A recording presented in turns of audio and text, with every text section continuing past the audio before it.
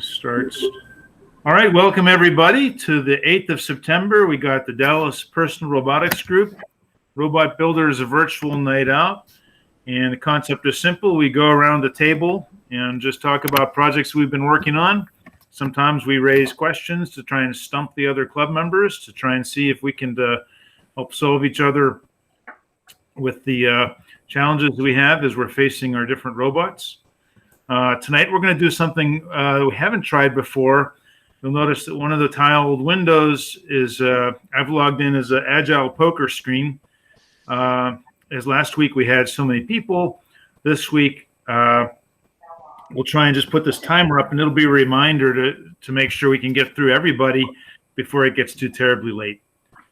And then this should allow some time at the end. We can ramble on longer, whoever wants to. So we'll start off tonight with Doug, and then Ray, and then Harold, and then we'll wing it after that.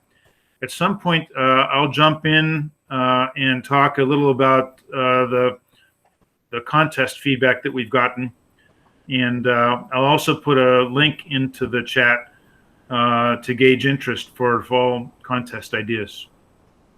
So with that, what we'll do is I will go with mute on this screen, and I'll start the poker clock. And when that happens, Doug, you can just take it away.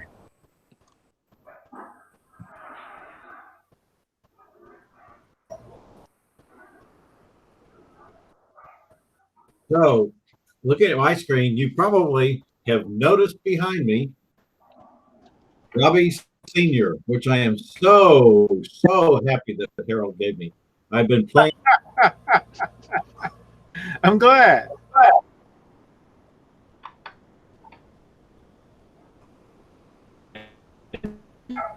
Did Doug freeze up? Doug D? Yes. Am I muted? I was getting frozen from Doug D, and I have Murray being muted. And okay, I'm not muted. It looks like he's not muted, and when he talks, he shows up in my main window. So it looks good, Carl. So it's working. It must be my end. Okay, sorry for interrupting. Go ahead, Doug. So I'll continue. My timer's probably running down. Okay. What I wanted to do with this robot that Harold was so nice to give me was to modernize it to make it actually a functional autonomous robot for new equipment. And so I got this L298N H bridge and hooked it up to this Arduino Nano and tried lots of different wiring combinations. You'll see lots of wires here. Some are do some soldering to make it go. But I'm going to impress everybody by plugging in my batteries here. Uh-oh, wrong wire. Plugging in my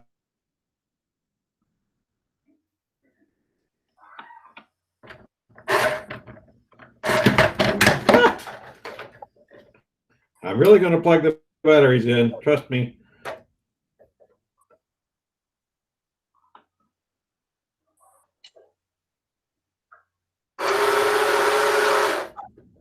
Well, I got a bent wire. It's going tricky. Perhaps you saw it. Anyway, trust me, it worked. Sounded like it.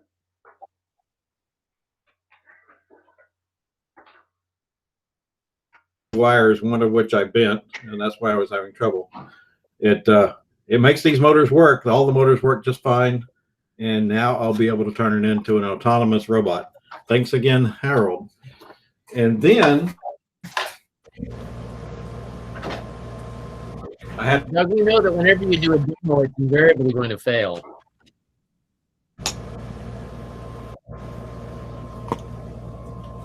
And I was wondering what other people are using to use GUIs on their Raspberry Pis.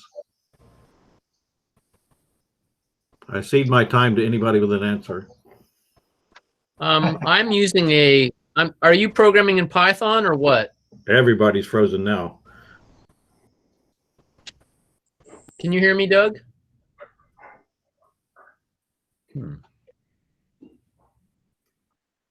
Doug? Well, I see my can anybody hear? problem. Yeah. Yeah, I can hear you and him. In his case, Doug he's chopping up every so often, so it may be bandwidth. Yeah, I think you're right. He's frozen. The only thing I can say is, yeah, Doug, your video and audio is really breaking up. Oh, okay. And maybe dialing in again would help. Awesome. Yeah. Okay. Ah, you look Nice, a little. man. Yeah, you're actually looking a bit more normal now. No audio though. I think you're muted, Doug.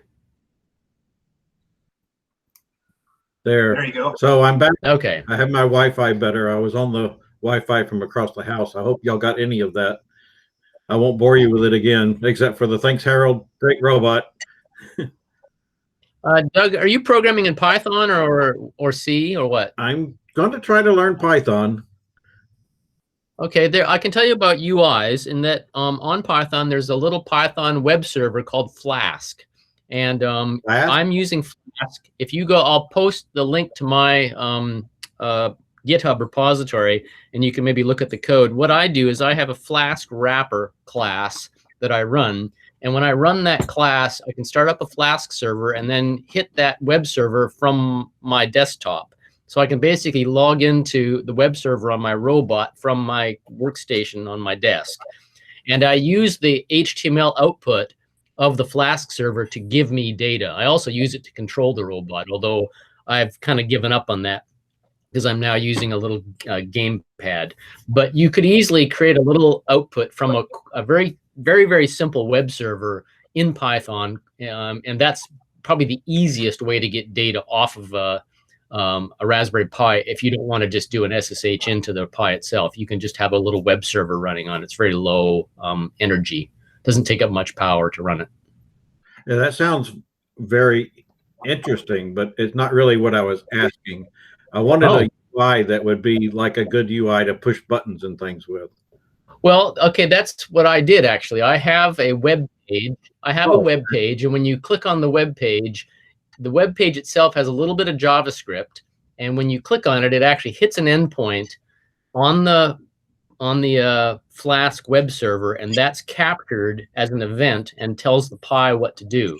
Now, I'm not using that much, but it is completely functional, and if you want to grab that, you could basically look at it and see if you want to use it, but it is an entirely functional system. A web page with buttons that you can click on, and it sends a message to the Pi to do something. Excellent. And that does not require being on the internet. It's all local. Well, you'll have to have your Pi on your local Wi-Fi, yes. See, I need to be able to have a UI on the Pi when it's not connected. Oh, If it's in I can't think of a way to do that. What display would you be using? Would it be a display on the robot itself, or? My robot is going to be a security tablet for the car, and it may not have a whole lot of robotic capability. It may just be a Pi with a screen, and I may have an autonomous outlying robot at some point, but I can't think of what I would do for an outlying robot. But I'm going to be using the Pi with a touch screen, and it's going to have capabilities with a camera and stuff, and I just needed to have a UI that I can push and say change to this mode, change to that mode, and such. But you'd be actually using a UI on the robot itself. On the Pi with a touch screen. Okay, all right. But Okay. Bernie, wouldn't your Flask solution work with localhost loopback? Yeah, absolutely. It certainly would. Yeah. Yeah. You could basically have a little web server running on the Pi itself and then have the display, the touch screen, be a link, basically run a little web server on the Pi itself and then display that web page on the touch screen. And then you could touch the screen and it would do that. Yeah. That sounds like it solves a couple of problems because I do need to be able to get data off the Pi at some point when I come in range of the Wi-Fi. Yeah, yeah. You would basically be running, as Carl said, localhost, which means you're not going off the robot. You're basically browsing to the web server on the robot itself, displaying that page, and then you could click on the buttons using the touch screen. But then if you wanted to, you could actually hit if you know the IP address of the robot, you could then hit it. This is what I do. I actually hit that IP address from my workstation, and then I can push the buttons on my workstation as well. But you could do both, actually. Yeah, sounds excellent. Thanks for the feedback. I'll Hey, Murray. send. Murray, have you looked at Node-RED dashboard by any chance? Would you be able to compare the Flask idea with Node-RED dashboard? Well, the dashboard's a lot more sophisticated. All I've done is basically made because Flask is a really, really lightweight web server like Nginx. And all you do is run up the web server, but then you're responsible for creating the web pages, creating the JavaScript and all that. An actual dashboard would give you more, but I think Doug or anyone would have to learn how to use that. So it's sort of like, you want to get down into the engine and play with the carburetor, or do you want to, be up at in the driving seat? I don't know. It's really up to you. So many options. Yep.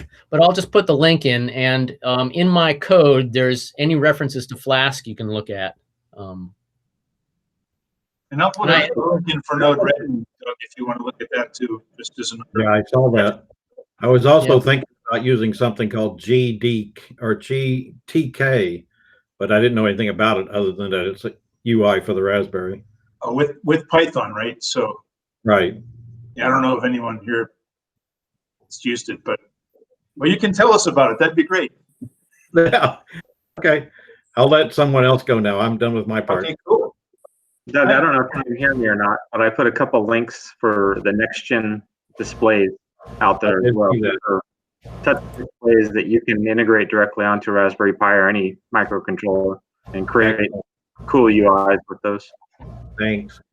Yeah, thanks, Steve. That's cool. Cool.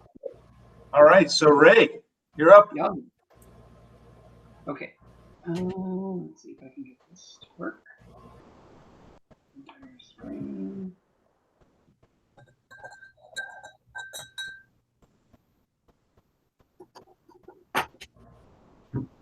Here.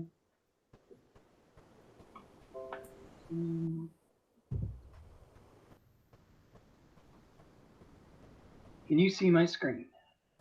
I see your screen with all the ones beside it. Oh, okay. Let's see here. All right. I'm going to write this down. Now we have your home screen. Okay, good. Oh. So I'm going to stop this and restart it. When it turns on, the image appears, and then it does its processing. So what I have there, or what's moving around in that image, is just a piece of black ribbon on the white desktop, and it's I do an edge transform. And if I stick my finger in there, that'll kind of show up as well. But so I get two lines for the two edges of the ribbon, and then where it crosses that shaded gray area, those are the actual pixels that I'm looking at. So it's a 40 wide by 30 tall image of pixels. And there was, before I actually had this, I don't know if you can see my mouse. Can you see it move around? Yeah. Okay. Before, this was actually like an arc from here to here. And kind of like this is stair-stepped.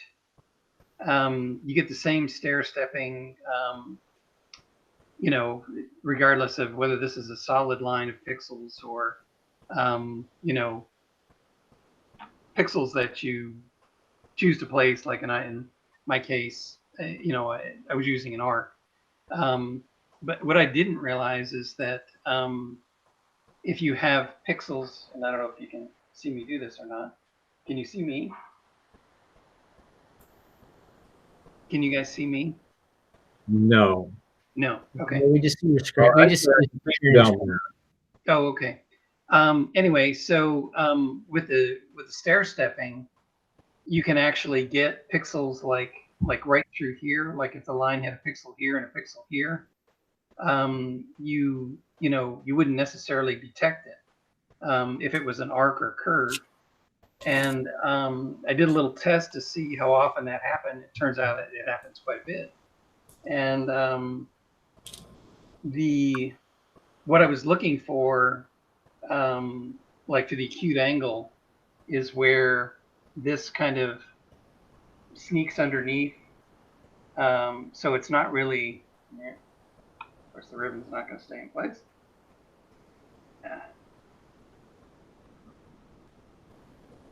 Okay. You know, something like that where it's past the end of the acute angle. And I was looking for, you know, 0 counts. And it turns out that, you know, periodically as the thing moves around, you get plenty of 0 counts. So that wasn't going to work, wasn't going to be a valid test. So I changed it to kind of the U shape here, upside down U. Kind of looks like a big staple. Anyway, the that seems to be working much better. I can get through the acute angle now. I think with a little bit of tweaking, I can probably make it all the way through.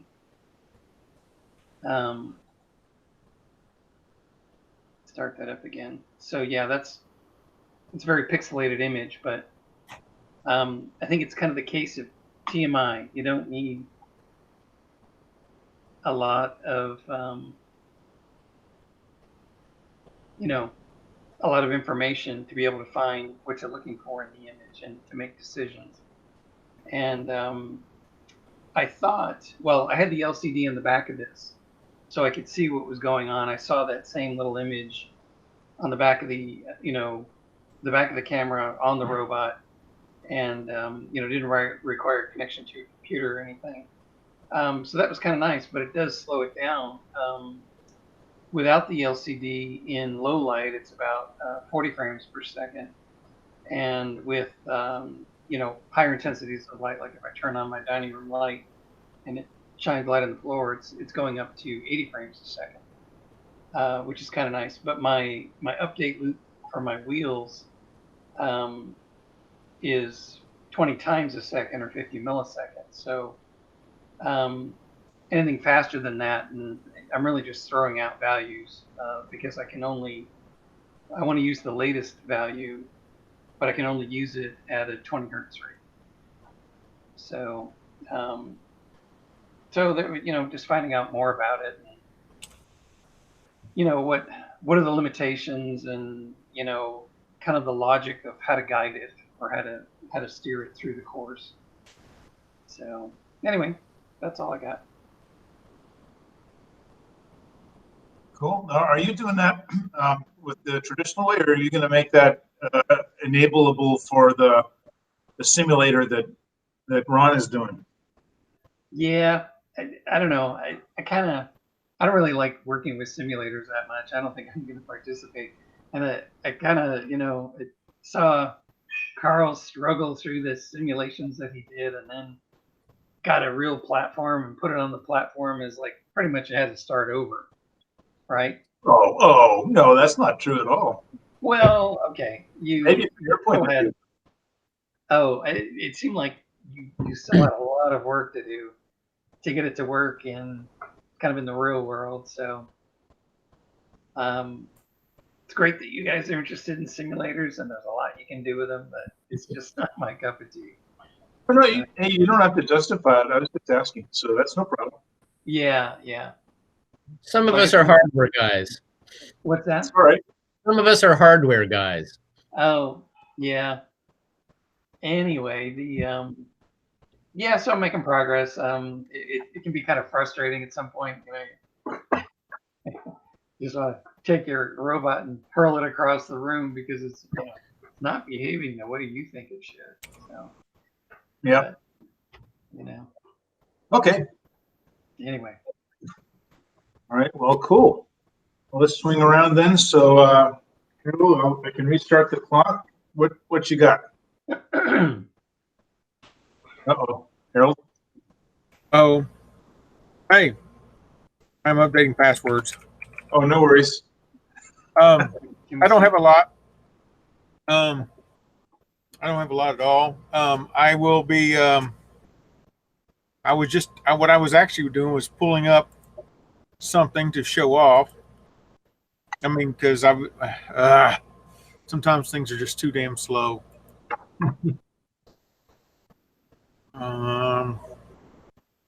Yeah, that's what I want.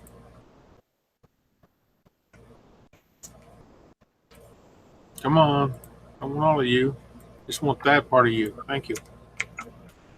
In the chat, just dropped me a link or the link. The Houston Tech Fest. The reason I haven't got a whole lot is that I've been doing my Twitch streaming, getting ready for my Blazer talk that I'm going to do on then Saturday. What I really had to talk about was I remember last time we had a bunch of new folks, which I thought was awesome, and there was quite a bit of talk about Git and GIT and using it or not using it, and concerns with using it, and how do you do this, and those kind of things. I've never given a Git talk, but I imagine that if we would like to have a 20 or 30 minute Saturday session or whatever, we could probably throw some crap together and see if I can convince a few of you that yes, 3 or 4 people can work in the same thing on the same files and it not get lost. That sort of thing. I'd be more than happy to do that. I don't know that I could do it anytime real soon, but I could do that. I'd be happy to do it. I use Git every day. As far as the things go, there's a bunch of opinions about a bunch of junk, but it comes down to 4 or 5 commands, and once you know the 4 or 5 commands, you're good for like 98% of everything that I ever do, as far as getting things and putting things in that kind of stuff. So I can certainly throw it up. Also, you'll notice a big black thing behind me. It's not black; it's actually green.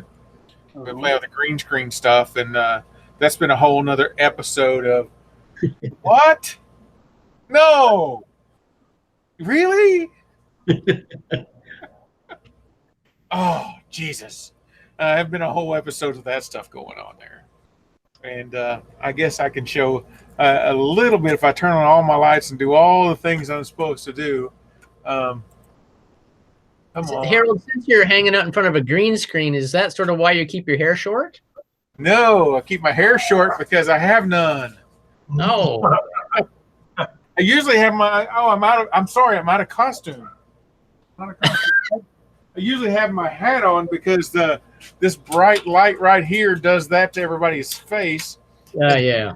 And if I turn on all the lights I'm supposed to turn on and put things in the right place and get over here to the thing that I'm actually wanting to show you, I get something that looks about like this. Aha. There you go. Wall improving, and I'll be showing my desktop and stuff. And the desktop is actually kind of cool. So if I say me green screen, I could do one of those things, as I'm doing programming and all the other kinds of things. The inset, and that kind of stuff. And one of the Harold, if you're not already doing it, I think you should set up a media company and just become a television producer or something. I mean, you're all set up. I pale in compare. I thank you for the compliment, Murray. I'm going to take it as such. But I pale in comparison to the people that I hang out and watch. If you're looking at my screen, this is the Houston Tech Fest, and the thing I'm going to be talking about, which doesn't have a whole lot for, well, sort of. It might have some for us. Because you can use I'm talking Blazor and WebAssembly, which is a front end thing for a web browser, where it runs totally in your web, totally in your client. And if it runs on a small device, which I don't know if it's going to be useful for us, but I might plow into that at some point when I get some copious free time. You get up and people do, this is all in C#, by the way. And they went and coded all of this. This is running local to your browser using C# and something called WebAssembly. And yes, it is Pac-Man. It's got the whole sound and everything. And I'll kill myself real fast. Come on! but I mean, it does all the things, the queries come up, all that kind of stuff, right? And but the idea is that I'm running C# in local to my browser or on a very small device like we have, and it can be occasionally connected to do other things. It's actually kind of cool. I don't know that we'll have a whole lot of use for it, but this is what the talk's going to be on. But I really want to just talk about that I could probably throw together some stuff with GitHub, and we can set and play on it for a little while, or we can have a mock. Yeah, I don't do too crazy on it, but I can set up. I've got plenty of repos, and we can set up a couple of things and do some stuff, and have some people change some things and walk through a day in the life of a GitHub person doing that. Because I use that everything I do. I mean, this talk that I'm doing on this, it's in a GitHub repo. You can go look it up right now and pull all my files that I've got going on. That's going on. I mean, literally everything I do goes into Git, and the way I change things, and because I can explore some stuff and go right back. It's really cool. Yeah, we just had a lot of people last time, and so I didn't want to take up just tons of time on that. So anyway, that's about all I've got. A links in there. Oh, and in case you want to play Pac-Man, hold on, I gotta put it. If I mention it, I'll throw it in there. That's cool. Hey, so did you have to do anything? Did you have to do anything special to get the lighting really flat on your green screen, Harold? I want to say no, but I don't know that I know that I had to play with it a little bit. I think the wife's coming in. That's where the dogs are coming at. Let me copy the. What I did was I talked to my friend Michael Perry, who suggested a green screen and thing, and then because I think it was $130 for the 3 lights and 2 umbrellas that are going on, and the 10-foot set of poles that are going across. You guys can't see it all. Let's see if I can, hold on, see if I can give you a walk around real fast. But all I'm doing is I set up the stuff and the lights. In fact, it's not all that good. I've been tweaking in with it with OBS, which gives me lots of things to tweak. Because if you look at the transition right over here, it gets a bit wacky. See where the improving side's not as sharp as it is on the other side? It gets a bit wacky, but I think it depends on what you want to do. And of course, I've got the thing going at an angle here. Let me get my close up. All right. Harold, one of the things I was going to ask you is in terms of Git, have you explored GitLab yet? I have not played with GitLab. I just installed it this week as part of my actual job, and I installed it locally. And it's more than just a repository. It gives you an entire set of services. There's a community, actually the Enterprise Edition, you can install locally without a license. In other words, you can use it on your own for no money. Okay. And it gives you, like Bitbucket, it gives you a big set of services, including repository and all the kind of web-based features. And so you might take a look at that, or anybody who's using Git, because it's a relatively large install, but it's not hard to do. And then once you've got that, you just hit the home page and it gives you all these features, and you've got groups and everything. So yeah, I've used Bitbucket. I've used a few others around, and Git's okay. I'm using Azure DevOps right now through Git to do all that stuff that they're doing. It just kind of depends on what you're used to and get used to it. Just have a repository that's not on your local box, so your stuff gets saved, right? You can make it private. And a lot of people migrated to GitLab when Microsoft bought GitHub a couple years ago or so. And GitLab is considered Bitbucket. But I've just not had the occasion to use it. I've got nothing other than I've got no druthers or whatever. I've just not had an occasion to use it. Yeah. And I'm sure it's really good. So I'm happy about all that. But anyway, you guys saw the screen and how I had it kind of set up going across, hiding stuff and those kinds of things. And what you're seeing on the improving thing of me, this bit here is because you see where I've cropped it down. And the reason it looks nice and kind of nice there is because I've cropped it down to a spot that kind of looks nice. Not that I fixed the whole screen. If that makes any sense at all. That's cool. It's looking good. But I still got a long ways to go. But the requirements for me to do this speaking and also speaking on behalf of improving because they're doing virtual things. They don't want the virtual cams. They want a real green screen so you get a better quality of production. I'm like, okay, do that. I even got a fancy ring light staring me right in the face and blinding me. So I don't have my glasses on, or you could see the ring light glass there too. And that was about $30, $40 or so. It's kind of one of those Audrey Hepburn effects, I think. What now? I think it's kind of like an Audrey Hepburn effect. You get the glow light on the side of your face and all that. The Uber wife just showed up with dinner. Where's my tip?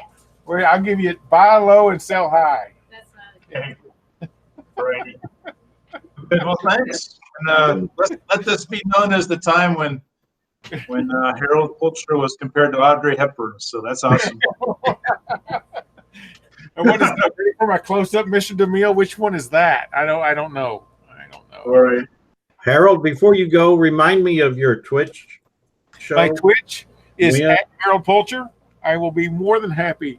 It's just if you go to twitch.tv and it's at Harold Pulcher. It's just my full name. I've got no funny handle out there. I know there's other people like Codewood Super Cool Dude, and this guy does wacky stuff. I'm just Harold Pulcher.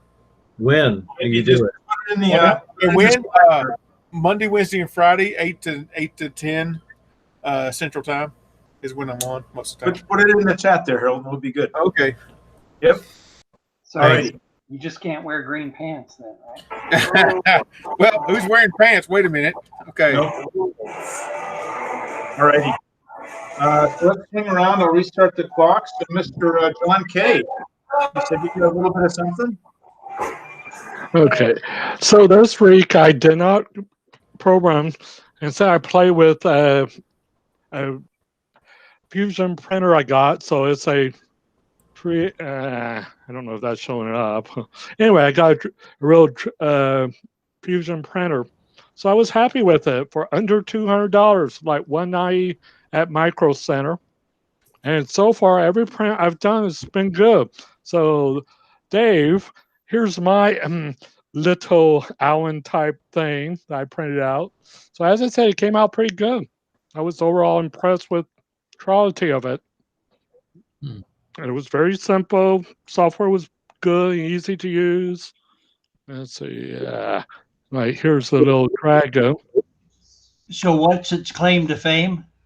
Basically, it has a 0.05 millimeter or whatever level versus a 1. And it's a fusion type liquid. So I use this type of liquid. And it actually came out well. It was washable resin too. The only problem is the size of the bit is about this small. So it's like 3 by 5-ish by whatever height I forget. So, but the resolution is extremely good, and of course the goal behind it will be is that I can get resin that I can use lost wax method type stuff. Okay, so that uses a laser to fuse. It basically uses like an LCD panel. Okay. Yeah, does it let through like UV light and UV Yes. light through the layer? Yeah. Yes. Yeah. How much does a bottle of fluid cost? This was like $24 for however many literally for 0.5 kilograms for like $24. So it wasn't too bad. I guess you want to print hollow as often as you can, right? You can. Yeah. Yeah. As I said, it's a lot sharper detail. It's amazing.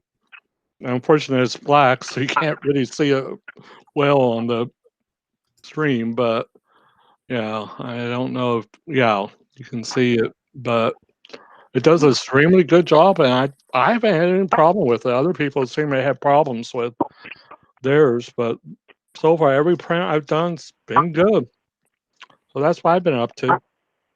Is there a pretty good range of colors that you can get? Oh, there's a whole slew, and as I said, there's stuff out there even to like rubber. If you're doing like teeth, if you're doing cats and jewelry, you know. Wow. And the main, So what printer did you get again, John? I'm sorry, I missed. it's a well, there's variation out there, but it's a Creality, Creality. Yeah, Creality. Yeah. Yeah, and this is an LD dash 002R, and it was like 190. So local, so I didn't have to go far to get it. Yeah. Or wait half a year. Well, yes, that's the benefit of it. That's why I said, okay, I'll bite. Creality's been making a good quality product for the last couple of years. They've been high on everybody's list. That's good. Well, with that, Carl, you want to move it to, I don't know who, Steve, or since we haven't seen Steve in a while? Yeah, Mr. Edwards, are you there? Is there something you got to show?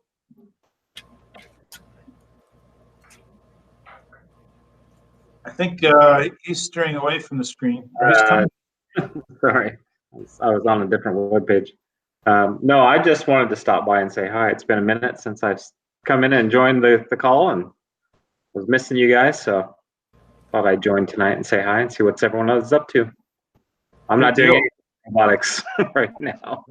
Nothing robotics, just proof of stake work on certain crypto stuff. Yeah, a bit of crypto work, trying to get some good IP that I can utilize later once the smart contract stuff goes live. So just doing my homework there. This is beyond putzing around and raising a couple of dollars. This is investment. Okay.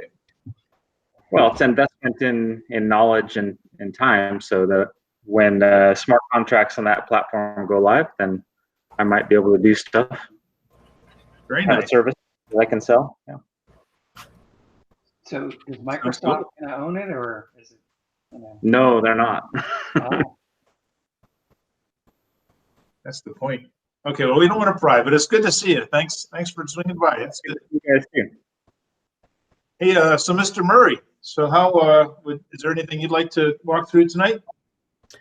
Well, I don't know. Let's see. I've been, as I was last week, in what I described as IMU hell. And so I have been working with the BNO 055 and the NXP9 DOF, the Adafruit one. And basically just trying to get one thing, which is a compass heading. But what I'm trying to do is basically have it so that my goal here is to be able to face the robot north or south, or say, go to the north side of my house, go to the south side of my house. And as I reported last week, the BNO 055 works really, really well when it's calibrated, but it goes out of calibration really quickly. And I've been trying to work with the other one, but the libraries I've been dealing with, I've had no luck with. I've been getting all sorts of weird values. I mean, if I hold the robot and turn it north or south, I'm getting anything from east, west. And I think the recommendation last week, maybe from Ray, I can't remember who, was saying it might have to do with polarity. But I dug in even deeper to that stuff and couldn't find what was actually going wrong, either with the Adafruit library or with the library called NXP-IMU, which is written by this military guy. But that's basically what I've been working on when I've had time. I'm trying to think what else. I've done a bit of cleanup and a bit of hardware work on the robot, but I'm trying to get it so I can, again, going back to David Anderson's recommendation, is just get the thing moving. And just to get that, I've got a complicated robot that I can't reliably move around without bumping into things. I need to get all the sensors, the infrared sensors on the front and the bumpers, so at least that works. But it seems like once I put the thing on the floor, turn it on, I've got something in the way that I've written my event loops, and I've got a whole bunch of classes that interact. I'm getting flooded with information, and the Raspberry Pi isn't running like 50% or anything. It's not that the Pi can't handle it. It's my code. I'm getting too much information, and the robot actually starts to act like it's drunk. It gets erratic and starts running into things. So in the sense of behavior-based robots, yeah, actually it's got its own behavior. You turn it on and it starts running into things. It gets around the corner and runs right into the fridge, and it acts drunk. So it actually does have a behavior. It's just not the behavior I'm looking for. Maybe it's for a beer. Yeah. If I fed it a beer, maybe it'd be better. But anyway, I don't really have anything to report this week. I'm kind of just still head deep in that stuff and trying to figure out. And I actually, David had, I think last week or the week before, had mentioned that he'd simplified things by just using one of the axes of the gyro. I think it was the Z axis or the Z axis, and odometry. So kind of trying to figure out how to simplify, because I've got if I just had a heading off the compass and the Z axis off the gyroscope and the odometry stuff, because the odometry is kind of working. That is one thing I can say, is that I've got it so it can go 1 meter forward and then back up. Unfortunately, it doesn't back up into the same place yet. I haven't got that kind of thing working, but I'm basically getting my PID controllers and things like that. I'm down in the dirt right now. So just doing that stuff you guys have already solved years ago. Audio? What? Do I have audio? Yes, you do. Yeah. It's a blessed miracle. Can I jump in and respond? I did get your email, Murray, and I'll respond to that. Okay, cool. Thanks, David. Let me clarify a little bit. Maybe it'll be helpful. I actually have 3 different robots that have IMUs on them, and the one I was talking about is the little RCAT robot that you've seen run around my office. Yep. The other 2, the bouncing robot, has basically a 2-axis IMU that's made of an accelerometer and gyroscope, and it uses a Wiener filter, which basically is a complementary filter. You low pass filter basically the accelerometer, because the higher frequencies are not trustworthy, and you high pass filter the gyroscope, because the low frequencies are not trustworthy, and then you put the 2 of those together.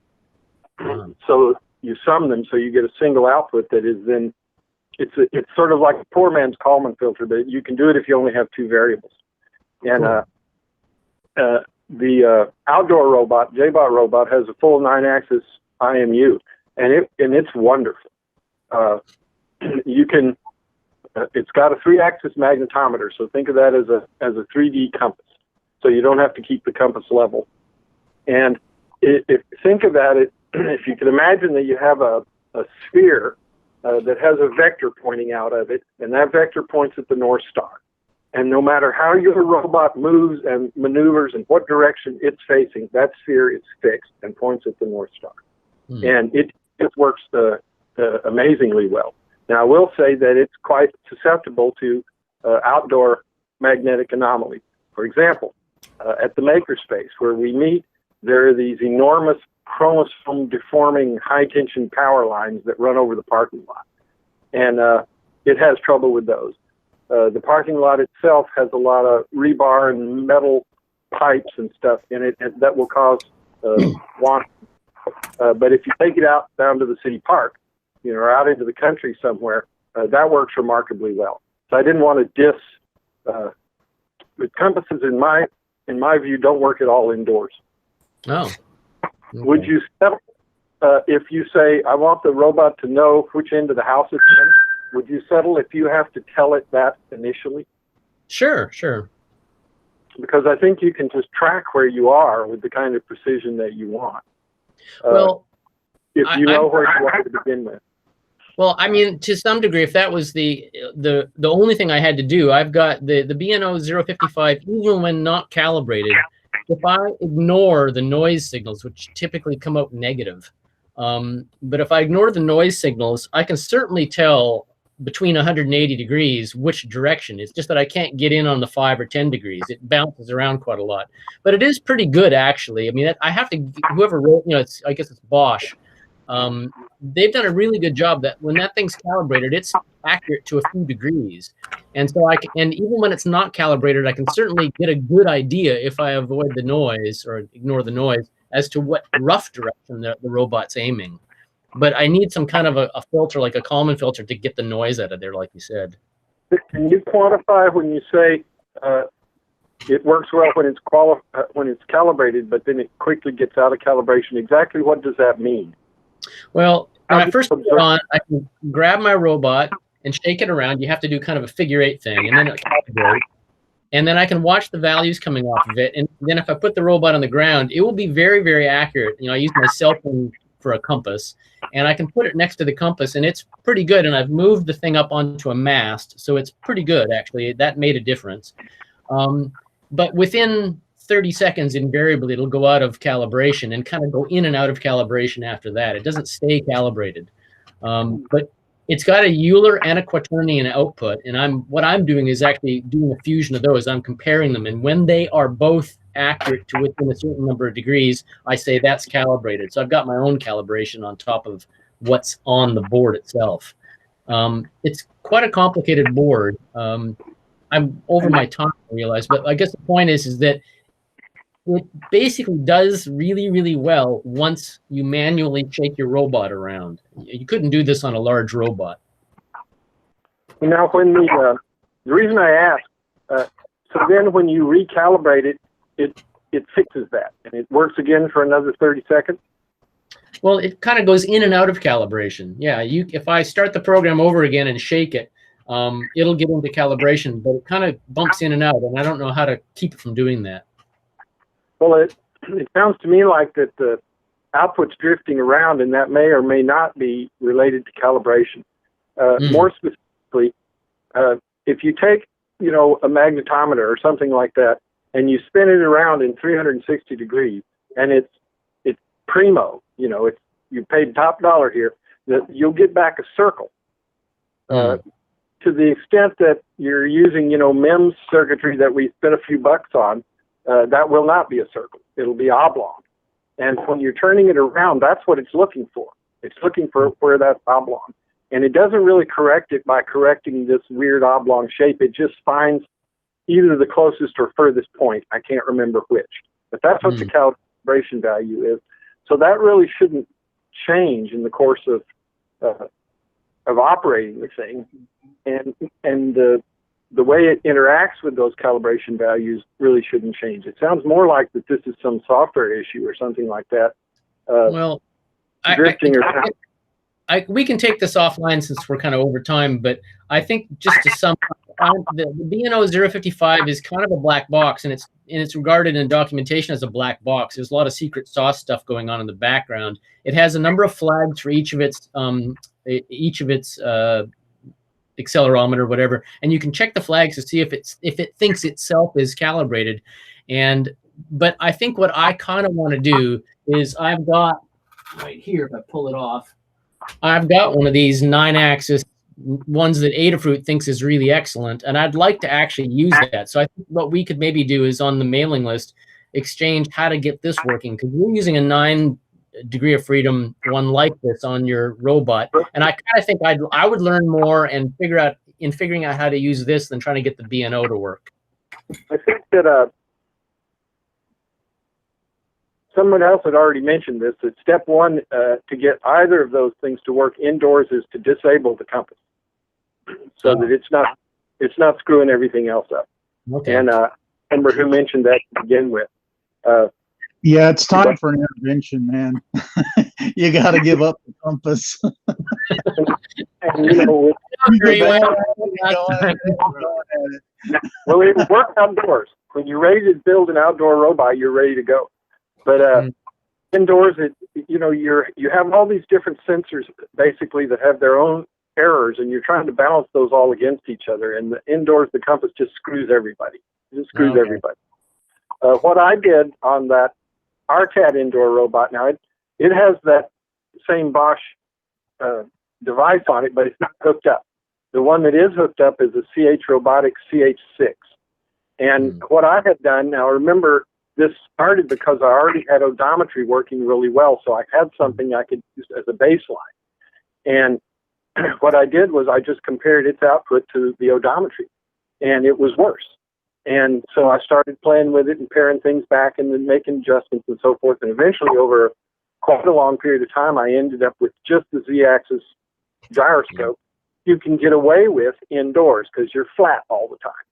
Right, right. So, you know, even going up little ramps and things like that don't matter that much.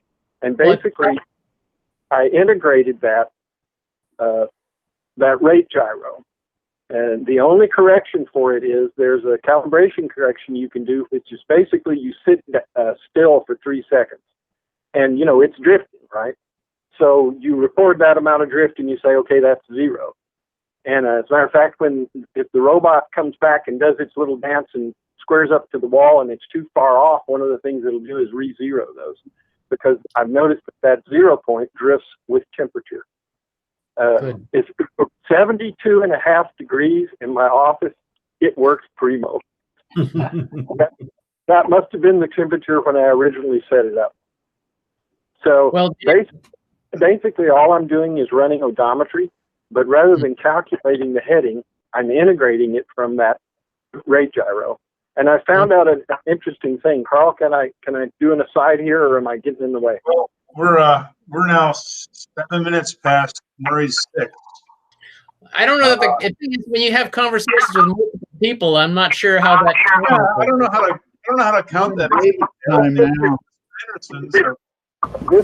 He's reclaiming his time. He's reclaiming his time. That's all he's doing. I don't have anything particular to say, so this can be my time. Okay, let's. So, what's if everybody frown on the screen, then I'll know it's a bad idea. So until they frown. With the, as you know, I've done a whole lot of testing to see how odometry errors occur. And what I've determined, and I've gone through this before with the group, is that the largest errors are errors in rotation, not errors in distance travel. So, for example, if you were to try to hit a point 100 yards away and record that a dozen times, you'd have a random scattering around the point, but what you'd find is that they're all in an arc. That, in point of fact, they all traveled just almost dead on accurate the same distance.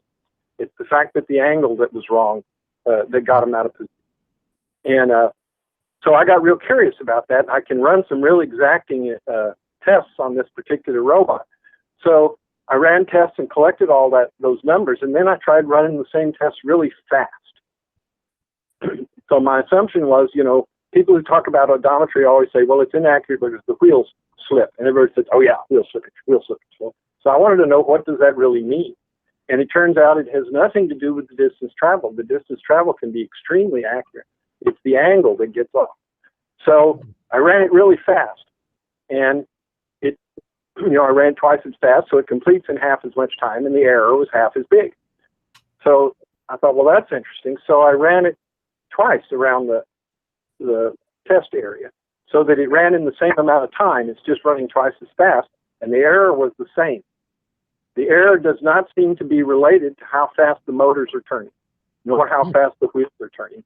It seems to be a constant that's proportional to the number of integration periods per second that you have. So it's something I've just learned this week, and I'm not sure exactly how to go from that. The error, you know, integrations have error. They accumulate error and it's unbounded. So that really appears to be where the problem is, and it ultimately means that in some point along the way, there has to be some way to correct the drift in heading. That's where the drift in odometry happens. And the gyroscope is better than the wheel odometry on uneven surfaces. The wheel odometry, there's a test place I can use at SMU that's this great big marble floor, just flat and smooth, and the odometry works better on that floor than the gyroscope. But if I take it out in the parking lot, the gyroscope is clearly superior.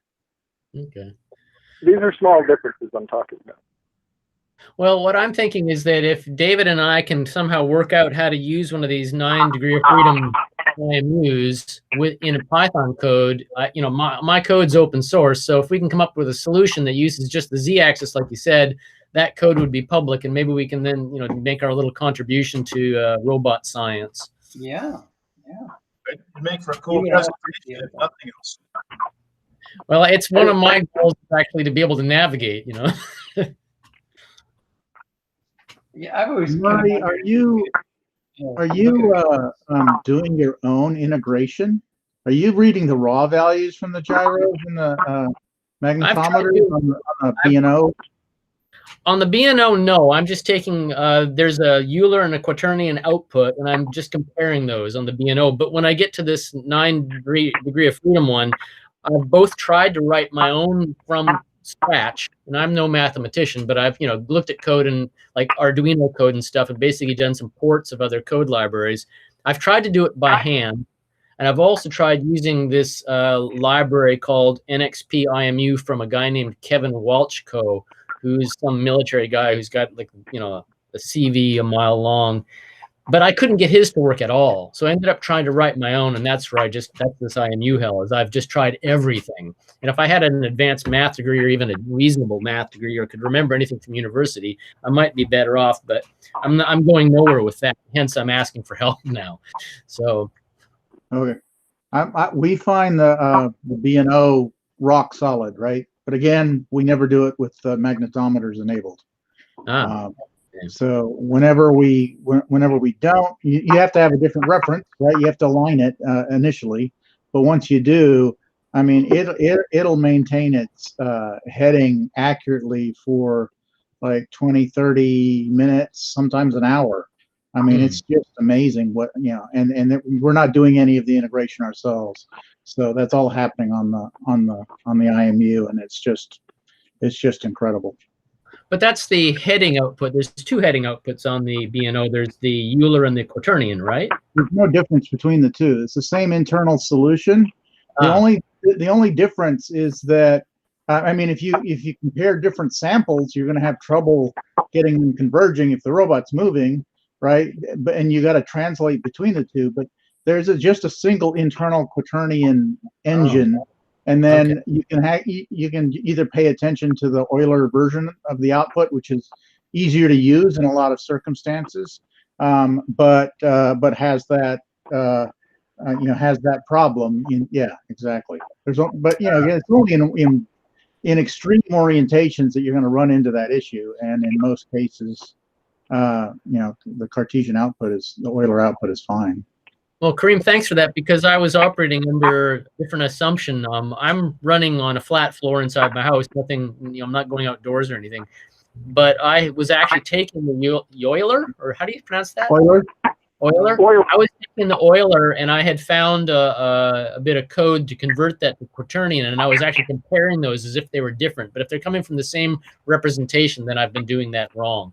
So I'll just take the quaternion output and say, okay. And then there's a flag for whether that's calibrated or not. Right. Yeah. Okay. Thanks for that. Mm-hmm.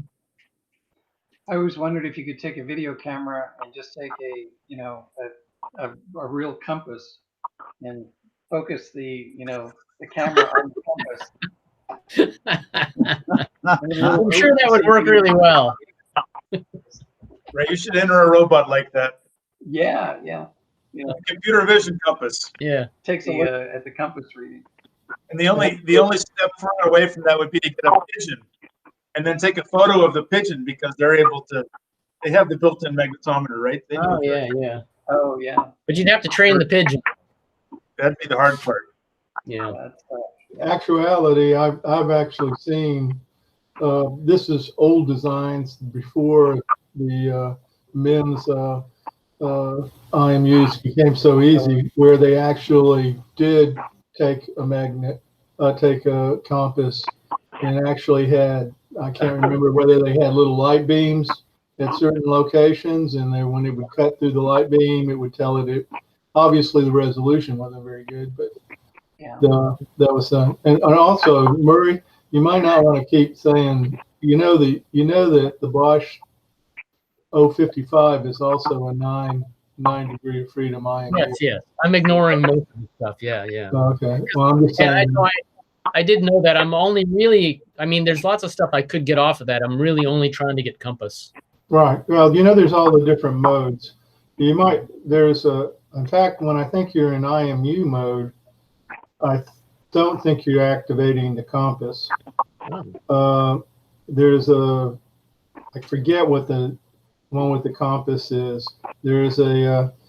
But there's one where you have the compass included, one where you don't have the compass included. You have one where it's just the gyro. There's one with just the accelerometer. I mean, it's all these different combinations.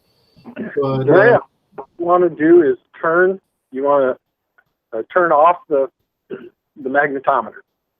And then you want to read the Euler angles, and all you're interested in is yaw.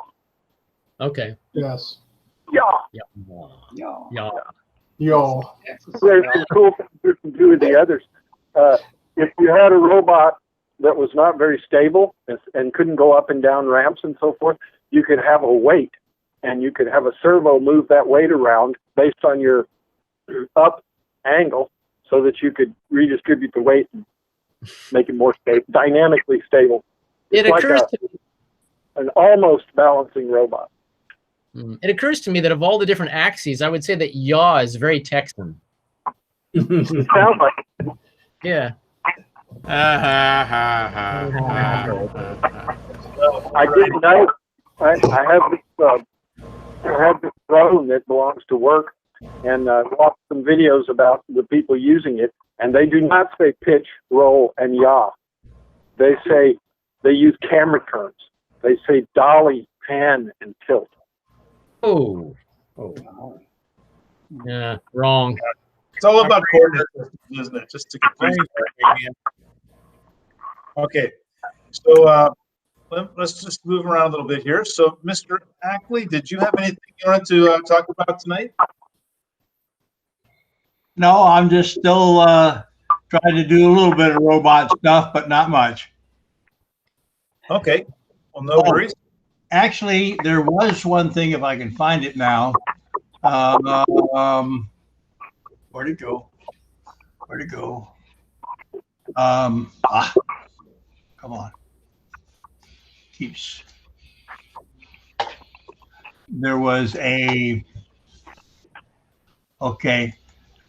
I'm not sure how to show this.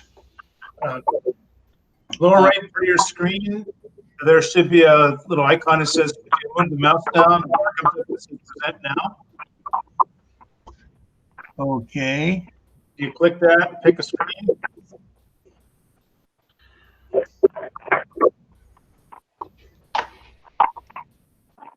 Nope.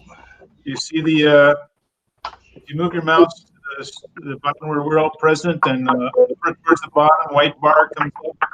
Yep. Right hand side, there's just by the right edge, it's just present now. Okay. If you left click on that, and you pick a window. Yep. Or screen or whatever you want to show.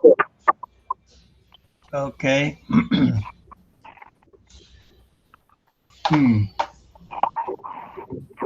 Well.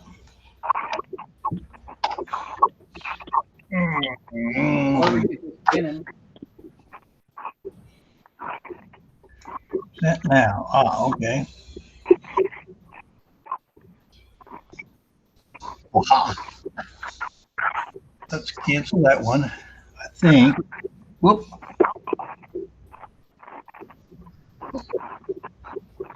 And Chrome tab. Okay.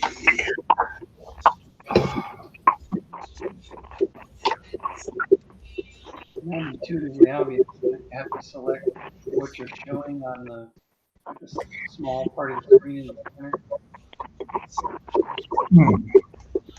What, dude? Now.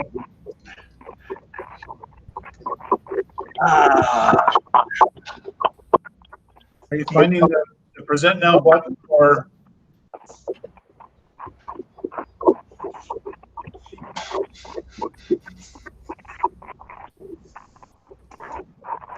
You know what we can do?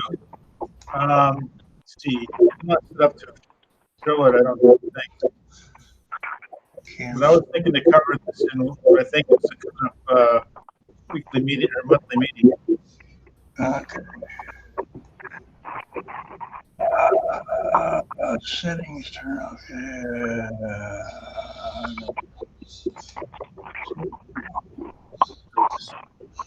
A window.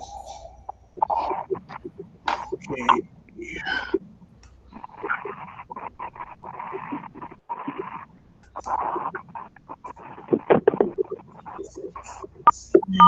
This one. Share. There you go. Nailed it. Okay, what this is a guy took a little 150 scale car and turned it into a controlled robot. And there's a YouTube of how he went about doing that. Oh, cool. Can you copy and paste that into the chat? Yeah, I'll do that. Okay. Nice. So it's caught your eye. Looks like an interesting project, huh? Yes. Cool.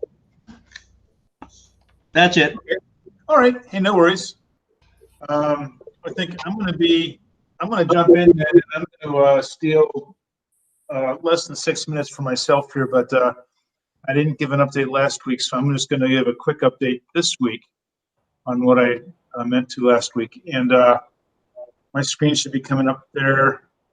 So basically, first thing was, let's see, let me turn that off. I'll do this one first. So the first thing is, I have this Git repo. So Harold, you were mentioning Git, and I have so many dead learning experiments in here. It's such a mess. But it's like Club Robot code, and in here I have these folder structure. And way back when, if you look at it in a file system, you see this. There's the robot repository, and then here there's libraries. Then there's this thing called libfilter. Well, I thought it'd be cool to just instantiate this, just link it back to the Git repo where I got it from. But I noticed here that it has this .git hidden file you can see in a file system, but it's not showing in Visual Studio Code, right? There's no Yeah. .git that shows over there. And I thought, okay, well, whatever, I don't care. But then I noticed when I tried to pull down the repo, when I made a copy of it to another place, that whole folder was missing. And I thought, this is confusing. So then I noticed really closely looking at GitHub, all these other folders are different than the one that I had problems with. It's this arrow. Like if I click in this, it opens up and shows you stuff inside there. But if you click on this, there's nothing. So what I learned, which is that if you do nested GitHub, like one Git repo within a larger Git repo, there's a good way to do it, and then there's a bad way to do it. I believe I have found the bad way to do it, and I'm not in any way trying to say I know what the good way is, but I think it's called submodules. Yeah, submodules. Anyhow, that cost for the little bit of time I was able to spend on robots a week ago. That was my one lesson there, aside from updating firmware software. And the other thing was, I can stop sharing now, but I think you've seen, like on my camera, I use these controllers a lot because they're cheap and easy to use. And I discovered that they're cheap. So the one that I used, it worked pretty well for a while, but then I discovered that it would get really jumpy then on the speed control. So I pretty much have to retire that one. Oh. And for a while there, I thought it was a loose cable or something, but it turned out to be just a joystick. Just worn out the joystick. Carl, I can say that the 8-bit do ones, which you can get from Pimoroni and Adafruit and other places, I'm really happy with this one. They come in even a little tiny pocket-sized one, and they are Bluetooth. Basically, they come in about 6 colors, and this one's actually been really nice. I've been using that on my robot, and I did a test class actually to see what the output was, and it's a really nice, smooth 0 to 255 in each axis. So these work really well. Oh, cool. Yeah. Yeah, if you could paste the link in, that'd be. Will do. Excuse me. So is that some sort of game controller or a copy of a game Yeah, controller? it's 8-bit do basically do new versions of retro controllers. They even use the old colors and stuff like that, that kind of pale purple and stuff. So what they're doing is taking old controllers, making brand new versions of them that are Bluetooth, and then selling them in different form factors. Okay. So I'll send the link in, though. It's nice stuff. I'm pretty happy with this one. Cool.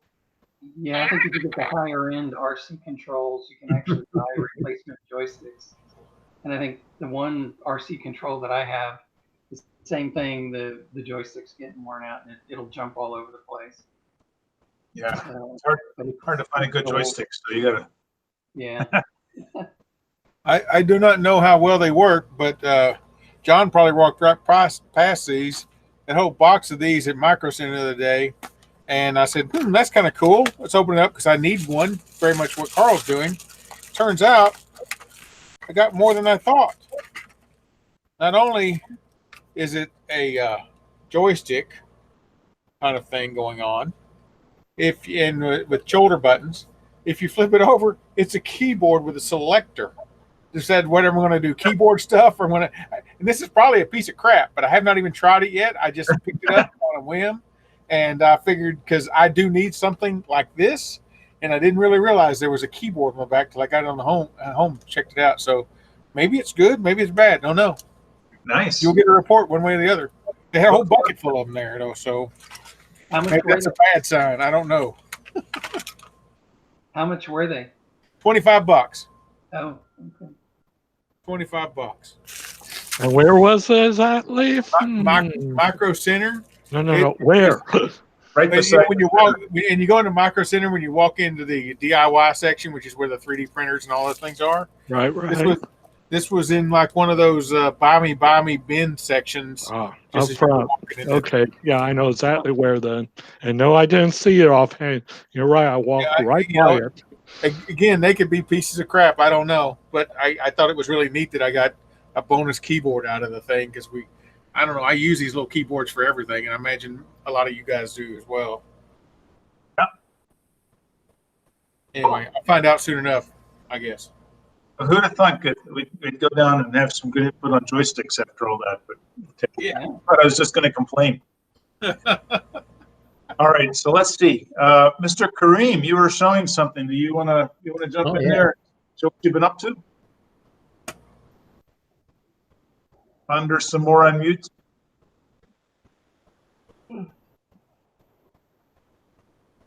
Kareem? He's muted.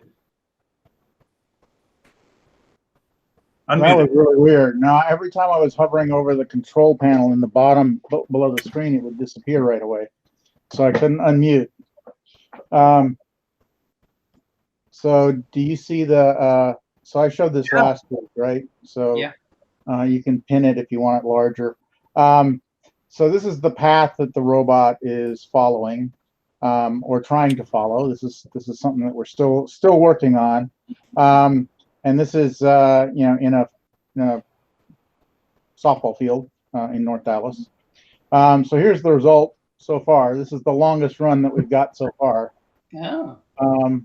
But now some of the waviness that you see here is actually from the drone sort of drifting a little bit. It's in tripod mode, which is a ultra stable kind of mode. This is about 90 feet above. And this is obviously a time-lapse photo of the progress of the robot over time. So it's actually starting on the right side with the base of the 2 and then going towards the left. And it's all a single path that it's following, and it has to double track, backtrack. What you're actually seeing here is a light bar on the back of the robot. And this is shot at night. And since it's shot at night, there's no way to stabilize the image to make sure it doesn't move at all. I got to find a filter or something in After Effects or Premiere that will let me sort of put down maybe some lanterns in the corner of the field and indicate that those are the reference points or something like that to correct the drift.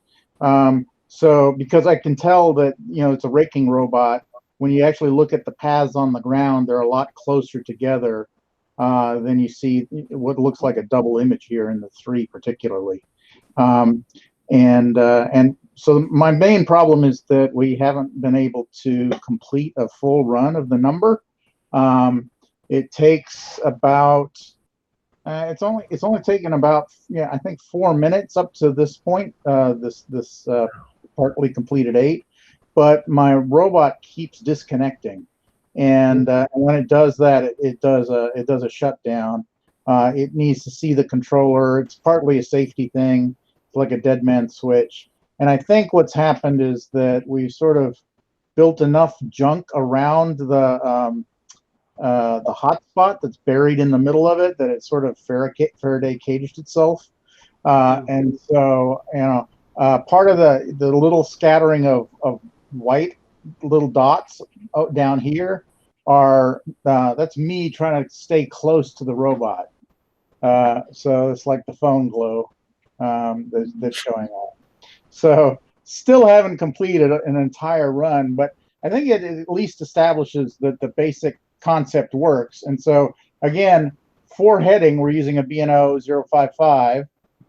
In order to get, we obviously have to align it to the actual geo orientation, right? Because when we get lat long pairs, it's basically navigating from one lat long pair to the next, to the next, to the next.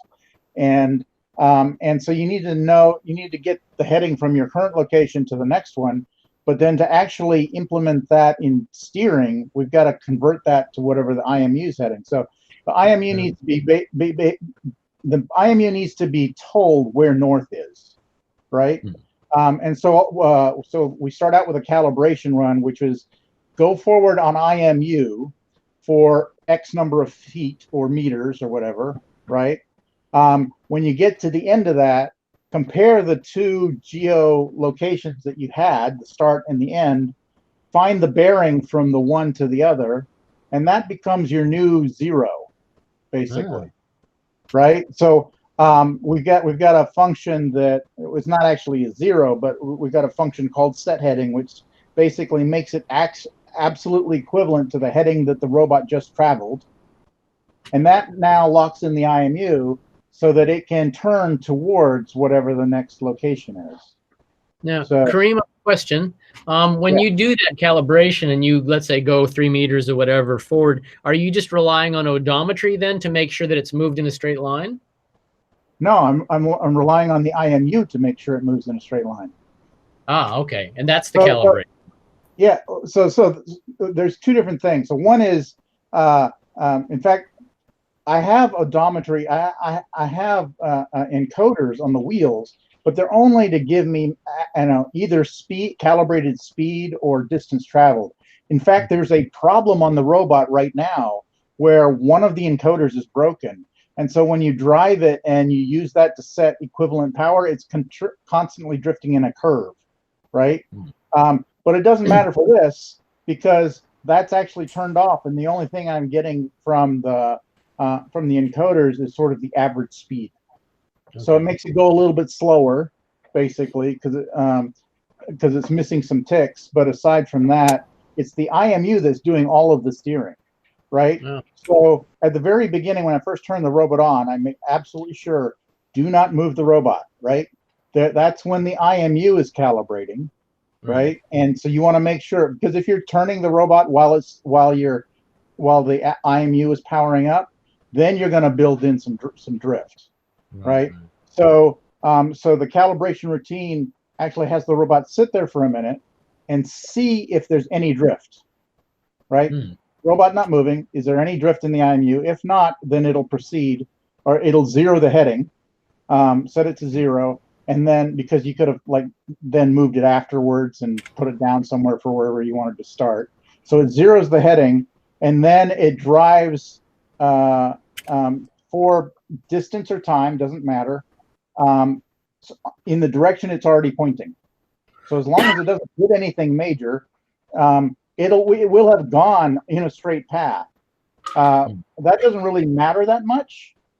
What matters is that you have a good GPS reading at the beginning and at the end.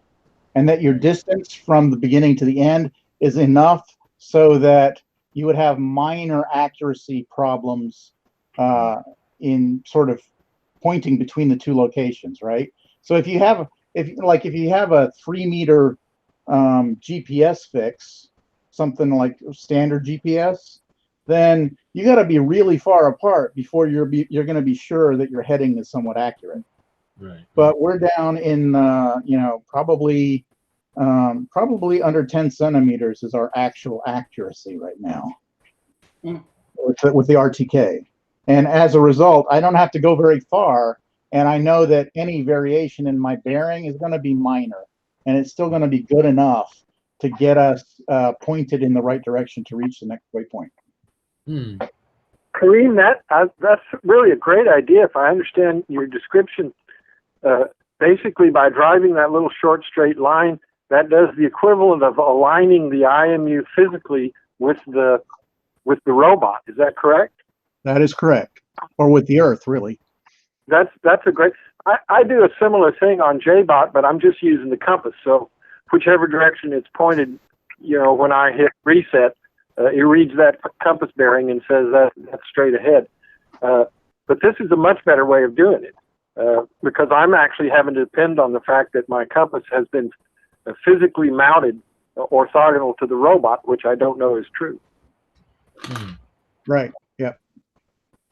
Well, I guess the big difference between the two is that for those like Kareem who are using GPS, that's fine. But David, you're not. Are you using GPS as well? On the outdoor robot, I do run GPS, and you can enter GPS coordinates, and they're recalculated to be in the frame of the robot itself.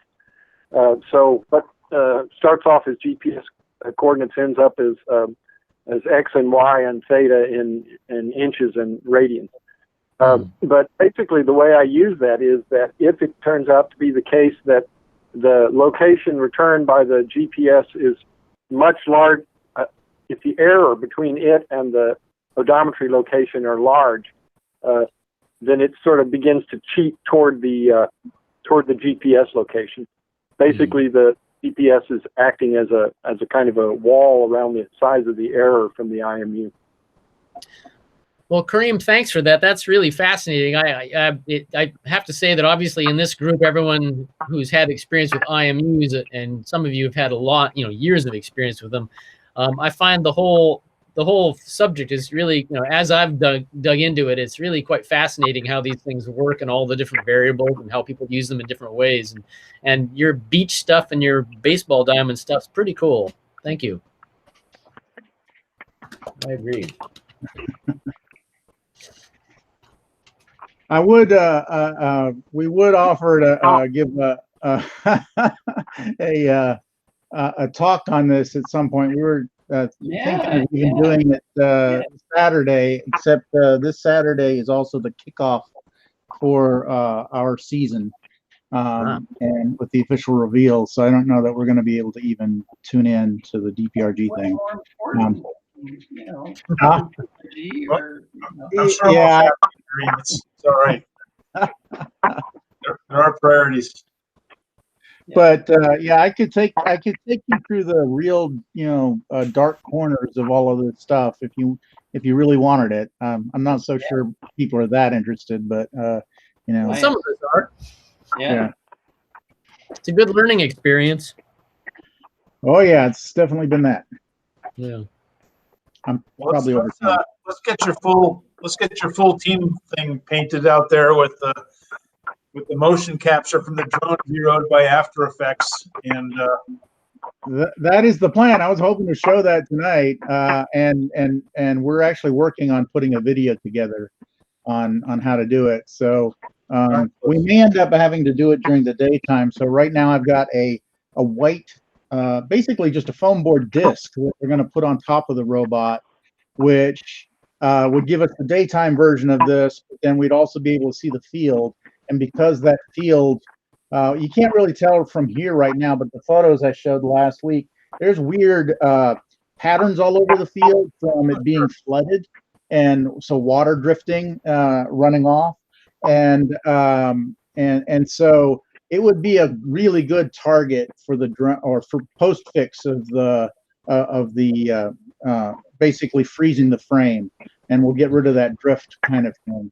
There were I don't know if it's obvious, but if you can see in the 3 down here at the base of the 3 on the baseline, it would be more, if I could show you the actual video, it would be more obvious. But that's the one place where it actually missed the next waypoint, and it ended up sort of circling around it before it found it, and then continuing on.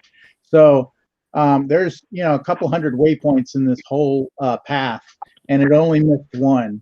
And right now, my test is whether it's within 20 centimeters of the waypoint. Wow. Are you going to turn the light off and on so you can make it so you only see the numbers? Well, this is like a strobing effect. So if you only see the numbers. Not sure what you mean by that. The fact that there's a gap in between is just because of the number of frames I chose to skip. Oh, okay. So I could make it a continuous thing, and it would look like pure neon. Right. Cool. But we also have the ability to control the light strip. So what we could do is we could change the color when we get to the end of like a certain character or segment or something like that. Yeah, that's what I was thinking. Is you could basically have while you're actually on the path of the numbers be one color, and then when you're traveling between, change it to a different color.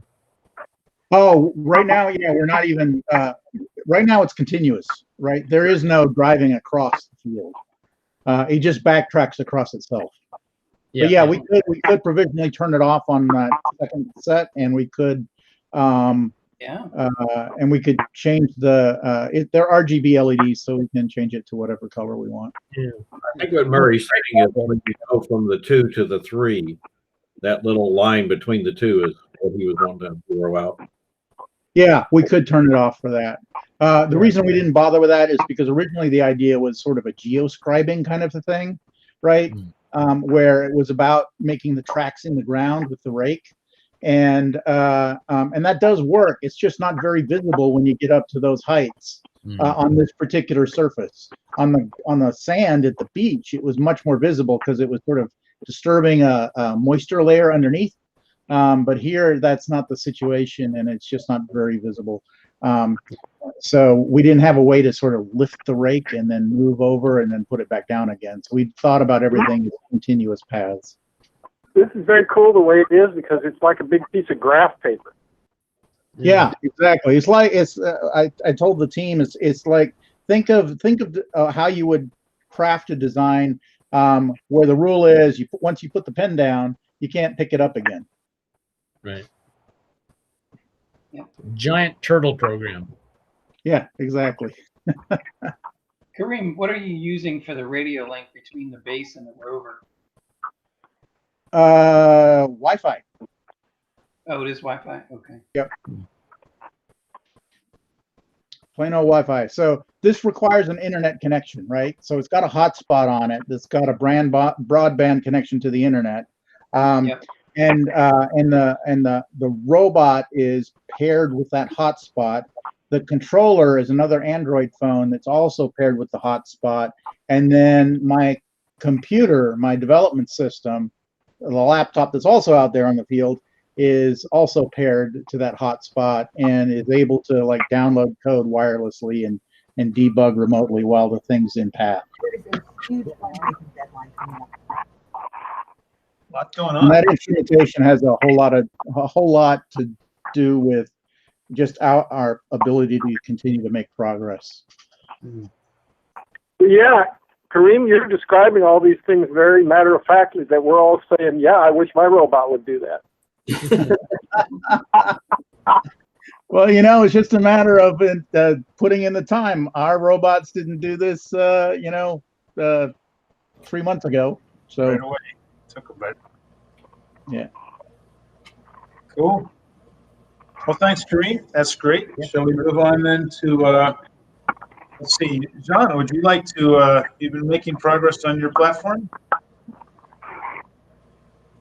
Yeah, I did. I mean, yeah, well, a little bit. So let me show you guys last week I was telling you I ordered a $16 motor with the encoder, and I'm glad Doug warned me about something about the encoder. But anyway, so this weekend or the past weekend, what I did was so let me show you guys my hardware.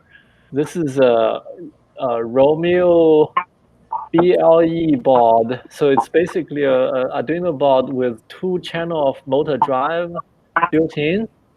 Kind of easy for me.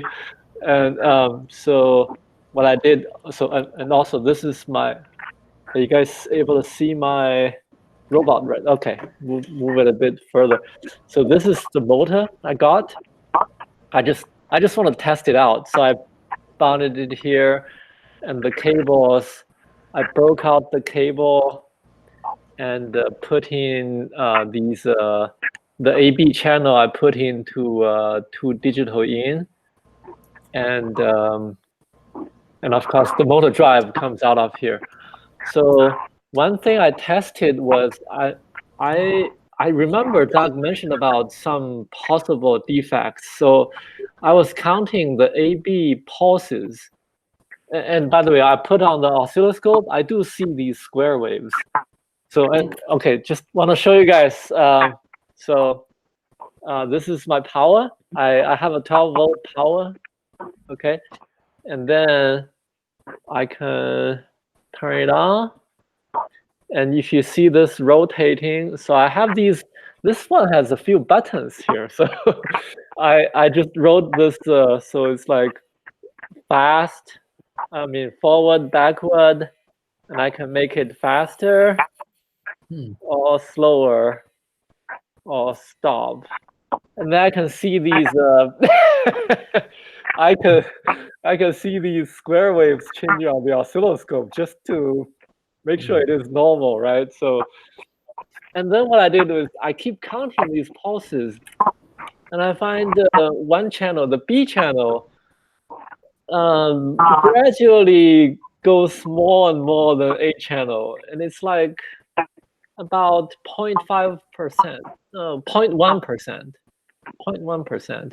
So I think it's missing some pulses. I don't know yet, but anyway, I ordered a Pluto motor just to see whether, I mean, I don't want to deal with hardware if it's having some defects, but I just ordered a Pluto motor, and first thing I'll see is if it, I think it should get the same count, or like 1 plus minus, and it's always the same because it's rotating together, right? So I think that makes sense. So yeah, that's my main progress. I mean, any comment, feel free to let me know. Yeah, one of the things when you got an oscilloscope on? Yeah. Okay, all right. What you would see, what I suspect is happening, you know, you should see 2 square waves on your 2 channels. Yeah. And it should be 90. Yeah. 90 degrees. Offset. Yeah. Offset. Yeah. If that stays real stable, as you change speeds and stuff, good. But what you tend to see on some of the ones, because the sensors aren't quite aligned, is instead of 90, you might be like 30%.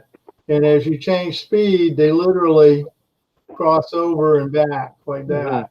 And so what you end up with is the count, some of the pulses not being counted. Do you follow what I'm saying? Interesting. I'm using 2 interrupts. Yeah, well, it's not, one channel is 1 interrupt. So it's kind of if you're getting, I mean, okay, if you're missing, there's another possibility. What I'm saying is you want to see how good how stable they keep at 90 degrees. Okay, that's one thing. Yeah. That's going to be the lateral adjustment of the sensor, which you may or may not, depending on how they soldered it in there. If they gave you a long lead, just kind of tweak it a little bit. Now the other thing is the distance between so this is the ceramic disc. So your sensor should almost be touching it. Oh, okay. Yeah. I don't know what's inside really. I mean, Oh, okay. yeah, Well, I only see the outside basically. okay, it's got a cover on it. Okay. But what Yeah. I'm saying is one of the things that you sometimes see is one sensor, especially if they don't have, is say you'll knock your robot, and one of them will get like this. So instead of being in this position, you know, it's really off. And now that one's not reading anymore. But if you're missing some pulses, you might try to push it a little closer to the ceramic disc. Mm-hmm. I think last week you were recommending the Pluto Motor because those are more robust, right? So what they have is instead of two sensors, they have two sensors built into a single package, and it's matched with the ceramic spinning magnet.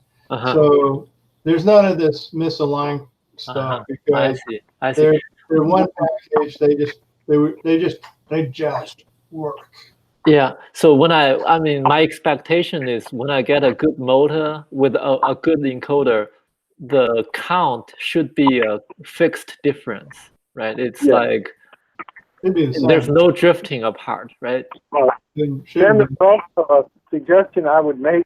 You don't really have to use a separate interrupt for the A and B channel. If you can just interrupt on one channel and then have the interrupt routine read the other channel. So if the other channel is a 0, you're going forward. If the other channel is a 1, you're going backwards. So you don't really. Now, at the same time, if you want to get more resolution, it's a good idea to interrupt on both the rising and the falling edge. And now the math is a little different because when you interrupt on the rising edge, if you read a 1, you're going forward. If you interrupt on the falling edge, if you read a 1, you're going backwards. So you have to do a little more logic to know where you're going, but you really only need to interrupt on one channel. You really don't need to do anything complicated. It's just the exclusive OR of the two channels. Yeah, David, I remember you showed me the code. Thanks. So, you know, actually, that's one question I was wondering. I'm gonna use 4 motors.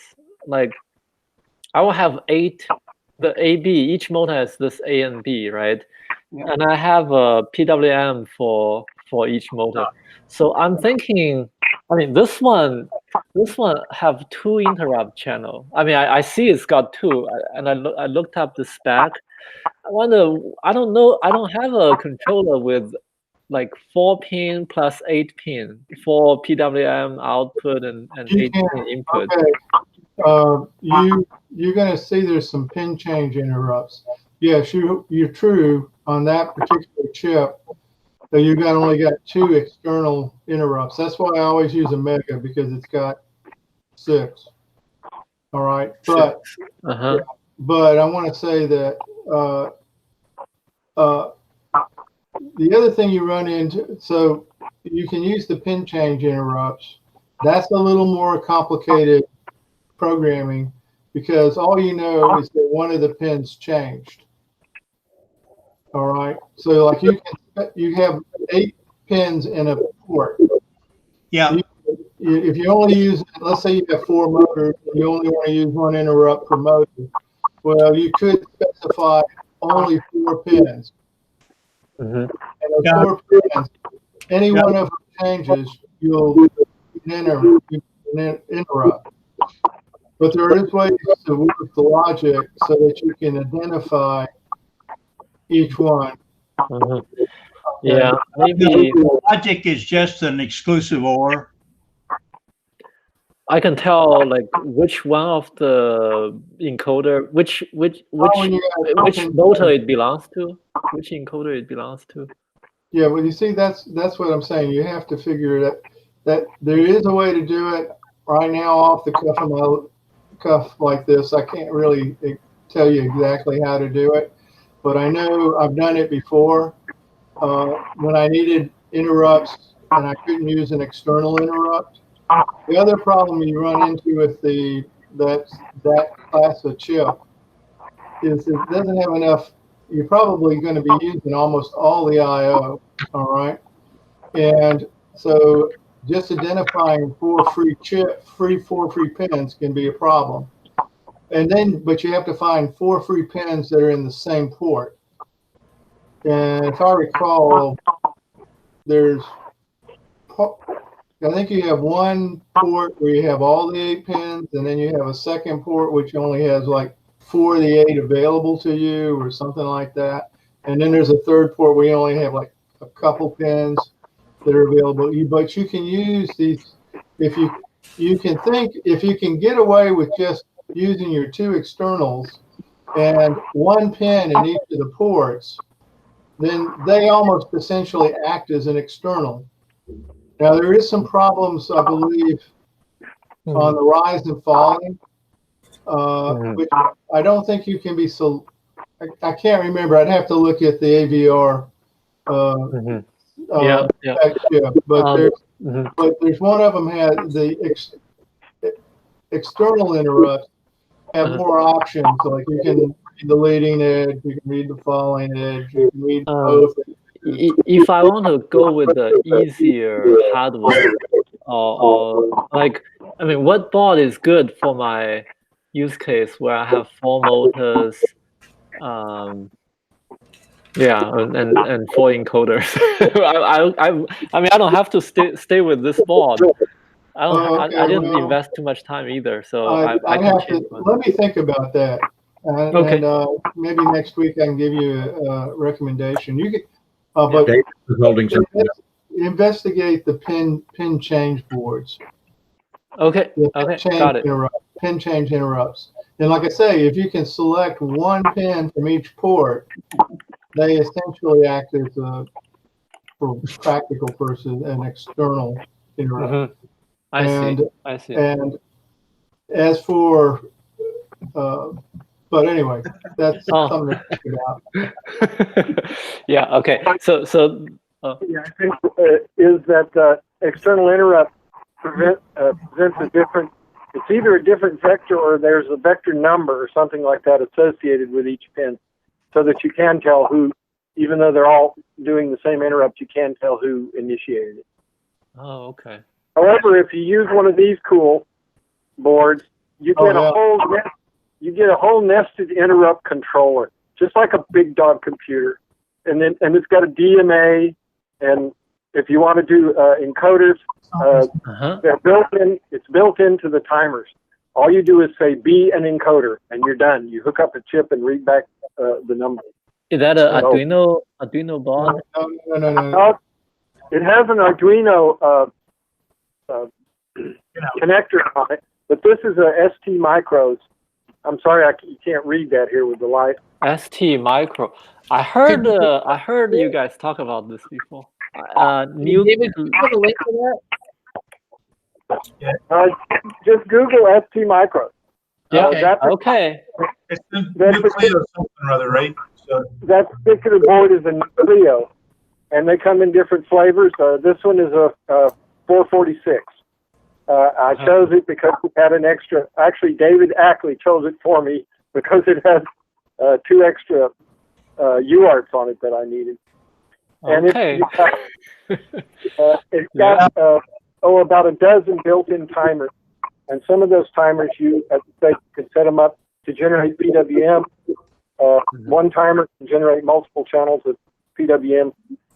Each encoder channel takes a timer.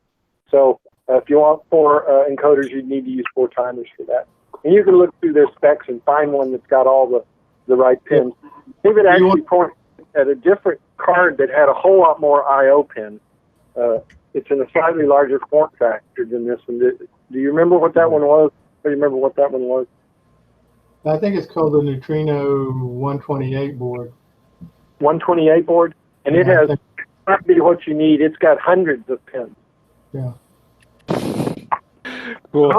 Those are grown-up options, but if you want a more entry-level option, like this one, I've shown it before, but underneath, there's a Mega underneath here, and there's a driver board on top. And when you get the pair, I mean, it comes with these connectors that drive their motors directly. So it takes 4 motors and 4 encoders, and they've got sample codes you can hack on. And I didn't want to mess with that stuff, so it was just like done. Don't have So to. you got that. It came in with everything, right? Or did you put in? Yeah, so I put the link. I'll dig it out again, but it's just a Arduino Mega, a driver board, a custom driver board they have, and then I've added a couple other dumb things to it. And then I got the kit that has this platform, 4 motors, and mechanic wheels. And I don't have to worry about the mechanics at all. It's really Arduino Mega has enough pins for encoder and drive. Well, this has the expansion board is set up to run the motors and encoders, and it still has plenty of spare pins. Yeah, I have an extension board with PWM drive, so and that was like I2C connected. So I think PWM should be fine. Just the grown-up that David has, because that's a much better board. His processor is much more capable. I'll shop a little bit. Okay, that's the motor. I do want to mention that I deal with Git resolving conflicts. So anyway, I feel if you guys feel that's one issue, I can definitely help because I think I'm good at it. There's more and more Git in the club. I think this is a positive thing. Yeah, and I'm gonna work on this sub module because that's what we need to do, like at work, splitting repository to share with other teams. So yeah, that's one thing. I'm glad you guys brought it up. But yeah, that's one thing of interest. And when I use Git, do it the right way. Yeah, when I use Git, mainly it's command line. The UI is good for resolving conflicts, or maybe the web UI is like look at the history. It's easier, but command line is definitely I think for me, command line is like the majority of time use command line. Again, it's just a few commands, but I recall back in the days I first used Git, I was using Visual Studio. Sometimes it just wouldn't work. But then later I used command line. It's like, wow, the like pull, push, so easy. So, yeah, I think it's designed for command line. So if something doesn't work, probably go to command line and it'll work out. Yeah, I mean that's the main thing. Yeah, thanks guys. I appreciate your time. Good progress. Hey, so Doug, I think you're the only one yet to go. Do you have some stuff to share this week? And then after that, we can talk about Saturday's meeting and contest. But if you have personal stuff, let's talk about the personal stuff first. Okay, well, I guess the main thing I wanted to just give everybody an update. You know, Ron Grant, who created the simulator software, has started. He was enthused by the idea of a simulation contest, but he also wanted to keep some of his ideas a little more private. So he's going to a compiled Java simulator that's got some nice features. It's going to essentially he's going to have, I'll try to explain some of them. Some of them are where you'll have a limited deceleration and acceleration. So it's sort of mimicking inertia. Otherwise, you know, you tell the robot to stop. Well, that doesn't mean it really stops. It just means that it starts to stop. Or you can tell the robot to go and it starts to go. So that's going to be, so I don't know how much detail he's going to go, but there will be, he has given us some ideas of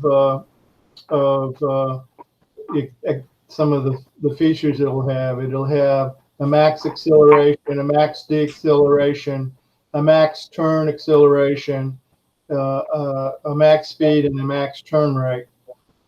He's also, and I think this is the one that I kind of really would like to see him push some of it down into the processing version, is he's also going to have a sim time stop. So the current processing version doesn't have a DT function. So you're not doing a delta time. The thing's just looping around. Now, on first order, that's really cool. There's no problem. But if you want to make it more and more like your robot would be on a real course, you're setting some sort of loop time on your, like Ray mentioned, he does it 20 milliseconds or 50 hertz, whatever it is. Well, you could set that in he's already got these features, but he hasn't pushed anything down to the processing. Now, one thing he did do, he did push down to processing was a new sensor file, which gives you this. Let me show you this. This is kind of cool.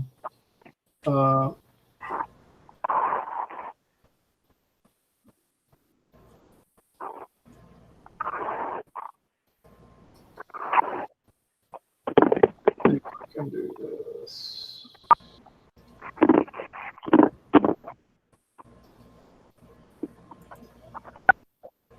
All right. Well, okay. I shouldn't have shown this first, but you can see here he has a sidewards sensor now.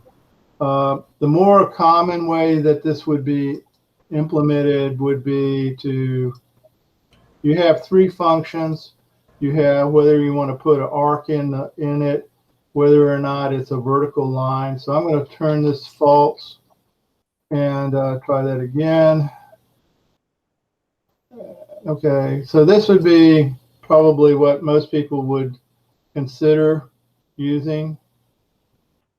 You can change the radius of this, obviously.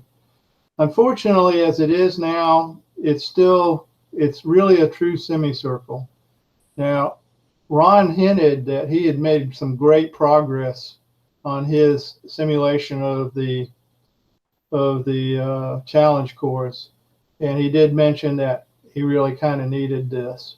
So, clue, whatever you want to call it, something to think about. You can also go in here and you can offset it dynamically. All right, now I'm not doing it dynamically. I'm just showing it like what you could do. Okay, here you can see that instead of being centered, it's actually moved because you have control over the X and Y offsets. So you could do this, and you could do this in part of your algorithm if you wanted to. You could actually have the sensor move around depending on what you wanted to do. So that's just a couple of things that have been pushed down to the processing model. Anybody who wants to use it, it's, oh, come on, why is it not? Where is everybody? I'm right here. Yeah. Okay, all right. So anyway, so it's out there on the GitHub stuff. I'm going to continue when I feel, there's a couple of things I really want to do. And unfortunately, because Ron's is taking it more private and I'm not going to have access to his newest and greatest code. So I might continue to add a few features that are useful for me as I'm going forward, and I'll put them out there and share them. But like I would like probably the biggest two is I would like an indication of the state of the sensor to be actually displayed, and I'd also like to be able to data log the run so that I could say, okay, well, I lost it here, at some XY position, and I could look and see what the sensors go. We do have a single step though. So you could run it, and you say you lose it at 4th square. You could drive it up to 3.5 squares and then go ding, ding, ding, ding, ding, ding, ding, ding, and watch the thing repeat itself. So anyway, it's pretty cool. Ron's work is going to be really exciting. I mean, like I say, you should be able to almost have exactly the same code in your robot if you set these inertia fields right and everything that you would have in your, the same algorithm. Now, the one thing that the simulator won't have is probably, and one of the biggest problems is, how do you take the noise out of the sensor? All right, but taking the noise out of the sensor really is an important step. But if you don't have the algorithm that could do it in the perfect world, you're definitely not going to have it, the one that's going to do it in one that has a lot of noise in the sensor. You'll be chasing that noise instead of your algorithm development, in my opinion. So I think this tool is really has a lot of value. Is it perfect? No. But is it helpful? I think it's going to be really, really helpful. So anyway, that's pretty much all I've done this week, and I'll be maybe moving on some other stuff, but that's all I got, really, Earl. Okay, cool. It only took 8 minutes. Hey, it's fun. Racing tonight. This speed demon. Okay, cool. Yeah, that touched on. It got us swarmed up for some of what I wanted to cover, but before that, the contest stuff. I just wanted to put out for this coming Saturday, we have our monthly meeting, and I've tried up, down, and sideways, and I haven't been able to get. I've got one volunteer for part of this Saturday, and Ron has actually offered to do a demo of the latest version of his simulator. That's be good. I'd love to see it. So I'm seeing a lot of nods. I think we should do that. Now, is it a full meeting or not? I don't know. But if there's not anything else, then there was at least one request, and I would be willing to put together a simple demonstration of how to use some of these tools like Harold's using and I'm using with this OBS and these NDI, so they can be handy when we've got to share things on the screens. And I see a few nods there. I think that means as in, yes, let's do it, versus no, I don't want to hear any more of this. Okay, good. So I'll pull that together, and that'll be this Saturday's meeting. It'll be Ron with his demo and mine. Oh, is Ron gonna? So he's definitely going to be demoing. I'm trying to figure out what I need to put on the website. So I will. I was going to post a meetup tomorrow. Okay, I'll bounce off of yours. Huh? Yeah, if you can copy mine. But yeah, I've got. It's really late because it's Saturday, but I'll put it together and post something tomorrow by evening tomorrow. Okay, and I'll try to get it out tomorrow evening too. Cool. All right. Yeah. And then that takes us to the fall contest. So there's 2 items I wanted to address on that. The first is that there was some selection of ideas. Fill out this survey. Carl, I got to head out of here, so I'll see you guys next week. Okay. That sounds great. Or Saturday if you'd like. And but at the very latest, we'll see you next Tuesday. Or Wednesday your time. See ya. Yep. Good night. Night. Okay, so or good morning, good day. So all right, so then so basically the forum, the link I just put in the chat is the Google forum. Tell me if you can't view it, but it's basically to gauge interest for who would participate in which contest or who wants to see which contest, assuming we can arrange to pull it off this fall. This fall meaning November, December. And so far, I can show you there's 4 results, so it's a little too early to really read too much into it. But let's see, where'd my sharing screen go again? Now there's one person interested in the freestyle open style. Submit a video. There's 2 interested in the virtual line follower, and there's 2 in Robo Columbus. And some of the comments are about just submitting videos for the outdoor Robo Columbus parts. So it's a little too premature to really read in we don't have enough responses yet, but that's where it's heading. And there's no interest yet. Out of the 4 people responded, nobody said they want to do a course-based indoor 6-can thing or whatever, any of the other indoor 6-door contests. So so that's the contest form. And then the other thing is just a preview of the line following simulator, since there seems to be enough interest around that. As Doug had mentioned before, the initial implementation of that, it didn't have a very clean partition between like the robot controller. So for example, Will's trike code and the simulation environment, meaning the things that takes a model of your robot, returns the value of what it sees, and then accepts commands and moves it around. So what Ron has been doing, and we hope that he'll have it, and that can be the basis of the is that he's refactoring it into a client server arrangement, and that'll put a nice clean API in place, and it'll decouple the simulation environment from the robot simulation files. And if he does it the way I've understood it, it'll mean you can submit your robot to the contest as clear text code or as a compiled entity. And either way, it can run against the simulator. And then we all get to use the same simulator.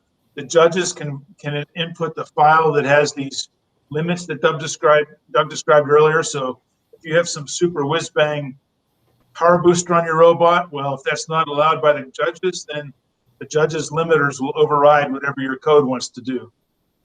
So you can't put in a turbo boost and cheat so easily. So that's what he's working towards, as I understand it. And the other thing is, I twisted his arm by email, and I'm pretty sure that he will add to his API an extra feature. So right now, for your robot to tell the simulator what he wants to do, you give it a speed, like a forward speed, and you give it a rate of turn. So you give it 2 commands, and that's how you move your robot around the field. And what I asked him for was to make it so I can work on a Mecanum wheel. So not only will he have a forward speed, but he's going to allow now to have a sideways speed. The forward translation, sideways translation, and rotation. And that'll let us model, I think, pretty much any 2D kind of robot, right? Until you go all drone and start flying. So that's in the works, I would say, from my understanding. So bring on the Mecanum robots. We're going to have one on a challenge course. Well, this does bring up one thing. If everybody gets good at this, sometime either late December or early next year, we probably ought to dust off the course and allow people to run, if they feel they really got it down, they should run it. We can do that anytime. I think open invitation. There's, some of us have personal courses and some of us have makerspace keys. Yeah. And I know I'd be willing, if somebody wanted to do that, to go meet you there and do it. But David, I think you were trying to, you're still muted somehow. And I didn't mute you. Somebody might have. All right. That's all right. I muted myself. Oh, David. Give Mr. Ackley. I mean, Mr. Anderson. Mr. Anderson. All right. The commands that you referenced were basically a speed and rotation, and now a translation from Mecanum wheel. So if I give it a speed of 0 and I give it a positive rotation, does it rotate around its center? It's just an Ackerman. It doesn't just sit still. Well, I think it depends on, okay, if you look at Will's trike model, his is actually his trike model where the origin of the axes are, of the robot axes, is his center of rotation. But his steering angle he's steering from a back wheel. So, there is, I mean, you got to have some place where it rotates around, okay? So, Origins is as good as any other places, I'm thinking. Could you use an acronym? Well, if you use Ackerman and the velocity is 0 and the turning radius is something non-zero, right, it just sits there. It doesn't move. Yeah, but essentially, with the front wheel stop, but it doesn't. David, I think it depends on. I think it depends on two things, right? It'll depend on what hooks and knobs and switches he exposes by the API when he splits out the trike model from the simulation. Yeah. So it'll depend on his API, but I think he's trying to make it so that you can model whether it's whatever kind of mechanical steering. Ackerman can't. Generally speaking, Ackerman can be simplified to a trike model, but it's a forward trike model usually. So it's just Will's model turned up, rotated 180 degrees. So the impact of the steering is going to be backwards from his, because he's running it like a rudder on a boat, Yeah, but as I remember looking at Will's code, I remember that he was doing some fudgery to make it behave the way he wanted to. Yeah. I see his code. It's basically XY rotation is independent. I mean, I can share screen if you guys want to see it. Yeah. So that rotation is independent of translation? No translation dependency. Let me show you. Are you seeing my screen? Yes. Yes. Okay, so yeah, this is where the time comes in. The heading is John, we're updated. Seeing your email. Oh, we're seeing your email screen. Showing the email with the survey. Sorry. Let me see. Entire screen. And screen 2. Where is my screen?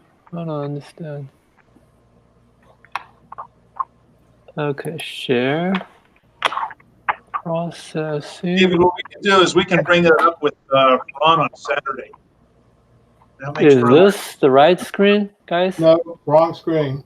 You need to get another one. This? We see your Gmail. All right. Okay. I give up. But anyway, I mean, trust me, it's doing the heading update just by time. There's no XY relation or speed relation. So yeah. So I believe but it's steering, okay, right? It's like. But I want to say he's controlling his steering. Okay.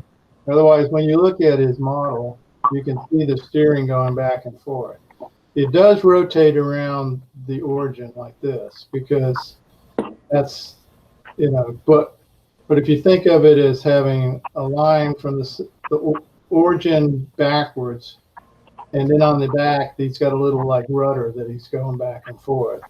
And so it turns based on the rudder direction. Okay. I see. Okay. So I think, I guess what I'm trying to say, I guess the question that I think that David is asking is and we could do this, we could run his model and just kind of like tell it to turn in a circle and see if it leaves some distance. It should, it should make a circle on the overhead view with the breadcrumbs. It shouldn't just turn in place. Yeah, I think the trike doesn't turn in place. Yeah. Trike, you can. It's a very different way of controlling a platform. If you're doing, as you described, with a tripod, and the simplest way I can describe it is if you go at a fixed velocity, you have a fixed forward speed, and you have a fixed amount of turns. So you're driving a circle. If you slow down or speed up, the circle remains constant. But with a two-wheel differential drive, if you drive at a constant rate of speed with a constant turn, and then you slow that speed down, the turn tightens up. And when you have slowed the speed down to 0, you're rotating in place. So if all of your software depends on the mechanism that I just described, it will not translate comfortably into a Ackerman style steering where the rotation remains constant irrespective of the velocity. Yeah, we'll have to. That's a good question to ask Ron. I'm sure either he will have an answer for it, or he'll have to do some more work. Yeah. I'm still arguing that right now it's left to the modeler, right? It's if this platform doesn't provide it, let's say if all this platform provides is that it'll let you move a point about, you'll move the robot about a point, and you can translate the point or rotate about that point, then I would argue that if that's all his environment provides, and if you want Ackerman steering, then you and your controller need to write a model of your Ackerman steering so that your robot behaves the way you want to. Yeah, that's I think the truth too. Architecture supports that. That's the question: was does the underlying architecture support that? Can you declare an Ackerman robot, or can you model one, or would you ask? What do you think? The Ackerman model is the one that it seems like that Doug was describing, and that's not how any of my robots work. No. The default model is a differential robot. It is. Yeah, I mean, if you want to make it different, you got to add the code to your controller. You have to add, well, I guess, what is it, the kinematics to the controller so that it behaves the way you want. All right, but if you look at, you have two views. The first view, you're just looking down at the robot or your representation of the robot. Okay, so and it's just gonna. Well, let's wait for Saturday and let Ron run it, and we can ask him because that's the best way. We could run Will's robot and watch it, and you could see if it answers your question. Okay, but in Will's robot, the center of rotation is still between the wheels. All right, the two wheels, and the rudder just changes so like this is the axis of the between the two wheels. And then he's got a rudder on it, and the end of the rudder is going like this. Okay, so this is always 90 degrees. So depending on how the rudder, so it's being, if you think of it, it's being pushed by a drive wheel in the back. And if he turns it this way, then this is going to turn like this. Now, the representation that you're going to see from the top-down view is going to see, you're just going to see that angle turn like this. Okay, so it'll be a little hard to see what's really going on. But he has a top-down view where you can actually see the breadcrumbs of where it's been. Okay. In that view, you should be able to see if it behaves the way you'd expect it to. But it really fell onto Will to write his controller. Okay, it's not, the default controller is truly differential robot. Two drive wheels and I don't actually, yeah. So you don't actually control the different speeds of the two wheels. What you control is how you're going to allow it to turn, or at least in the processing model. Now, you remember his server client model is going to be a lot different, and I think a lot more complex. Yeah, I think the one we're using, the processing model, was originally made for, really probably made for Will. You know. That's pretty flexible. Hmm? It's pretty flexible. Yeah. mean, pretty versatile, so Yeah. accessible. Okay, cool. Well, those are the club things I had to go through. So with that, are there any other things we should chat about on this session? Get our questions for Ron and all right. Doug, your mic is off. Doug, your mic is muted. There Sorry. you go. So when I was activating this robot that Harold gave me, I bought an L298N controller, which seems to be pretty common. But while I was researching it, I noticed there was something called a MOSFET controller, which apparently takes less power drain from the batteries. I was wondering if anybody had used one of those controllers. There's a slew of them out there. I mean, everything from like the TB6612s. I mean, you can look at Palula's website. They've utilized several different drivers. Yeah, the L298 is not going to be the most efficient. In other words, it's going to dissipate some power, some heat. So the newer ones are going to be much more efficient. You're going to get a lot more power to the motor versus heating up. And they'll also be a lot smaller. A lot smaller. Yeah. Thanks. Yeah. Yeah. And the ones you're talking, the 298 is, I want to say it's what, 1.2 amps per channel. You can get a lot bigger than that with the MOSFET ones, and they actually smaller than the 298 board. Yeah. That's what I thought I would do with my real robot. Yeah. The 298 is very easy to use, and it's very cheap, and it's not a bad thing to have one or two of them around just to pop onto something to give it a shot. All right, but yeah, that's a 298. Yeah, that's a 298. Yeah. Good heat sink. Yeah. Right. The MOSFETs don't have the heat sink because they don't need it. They're not wasting the energy. Right. Yeah. Do you want to think? You remember we were talking about RON last week? Essentially, they have very small RONs, and RON on the other one. The technology for the 298 is bipolar transistors, and so you really can't turn them on. When you turn them on, they don't have a low RON. That's basically what happens. So they consume power inside the chip. Right. Yeah. Thanks. Okay. Hey guys, I'm sorry. One final question I should have asked earlier, but how did it go with this crazy poker clock? Did that add anything? Was it distracting? Should we get rid of it or keep it? It made me rush, but that wasn't a bad thing. I didn't even notice it.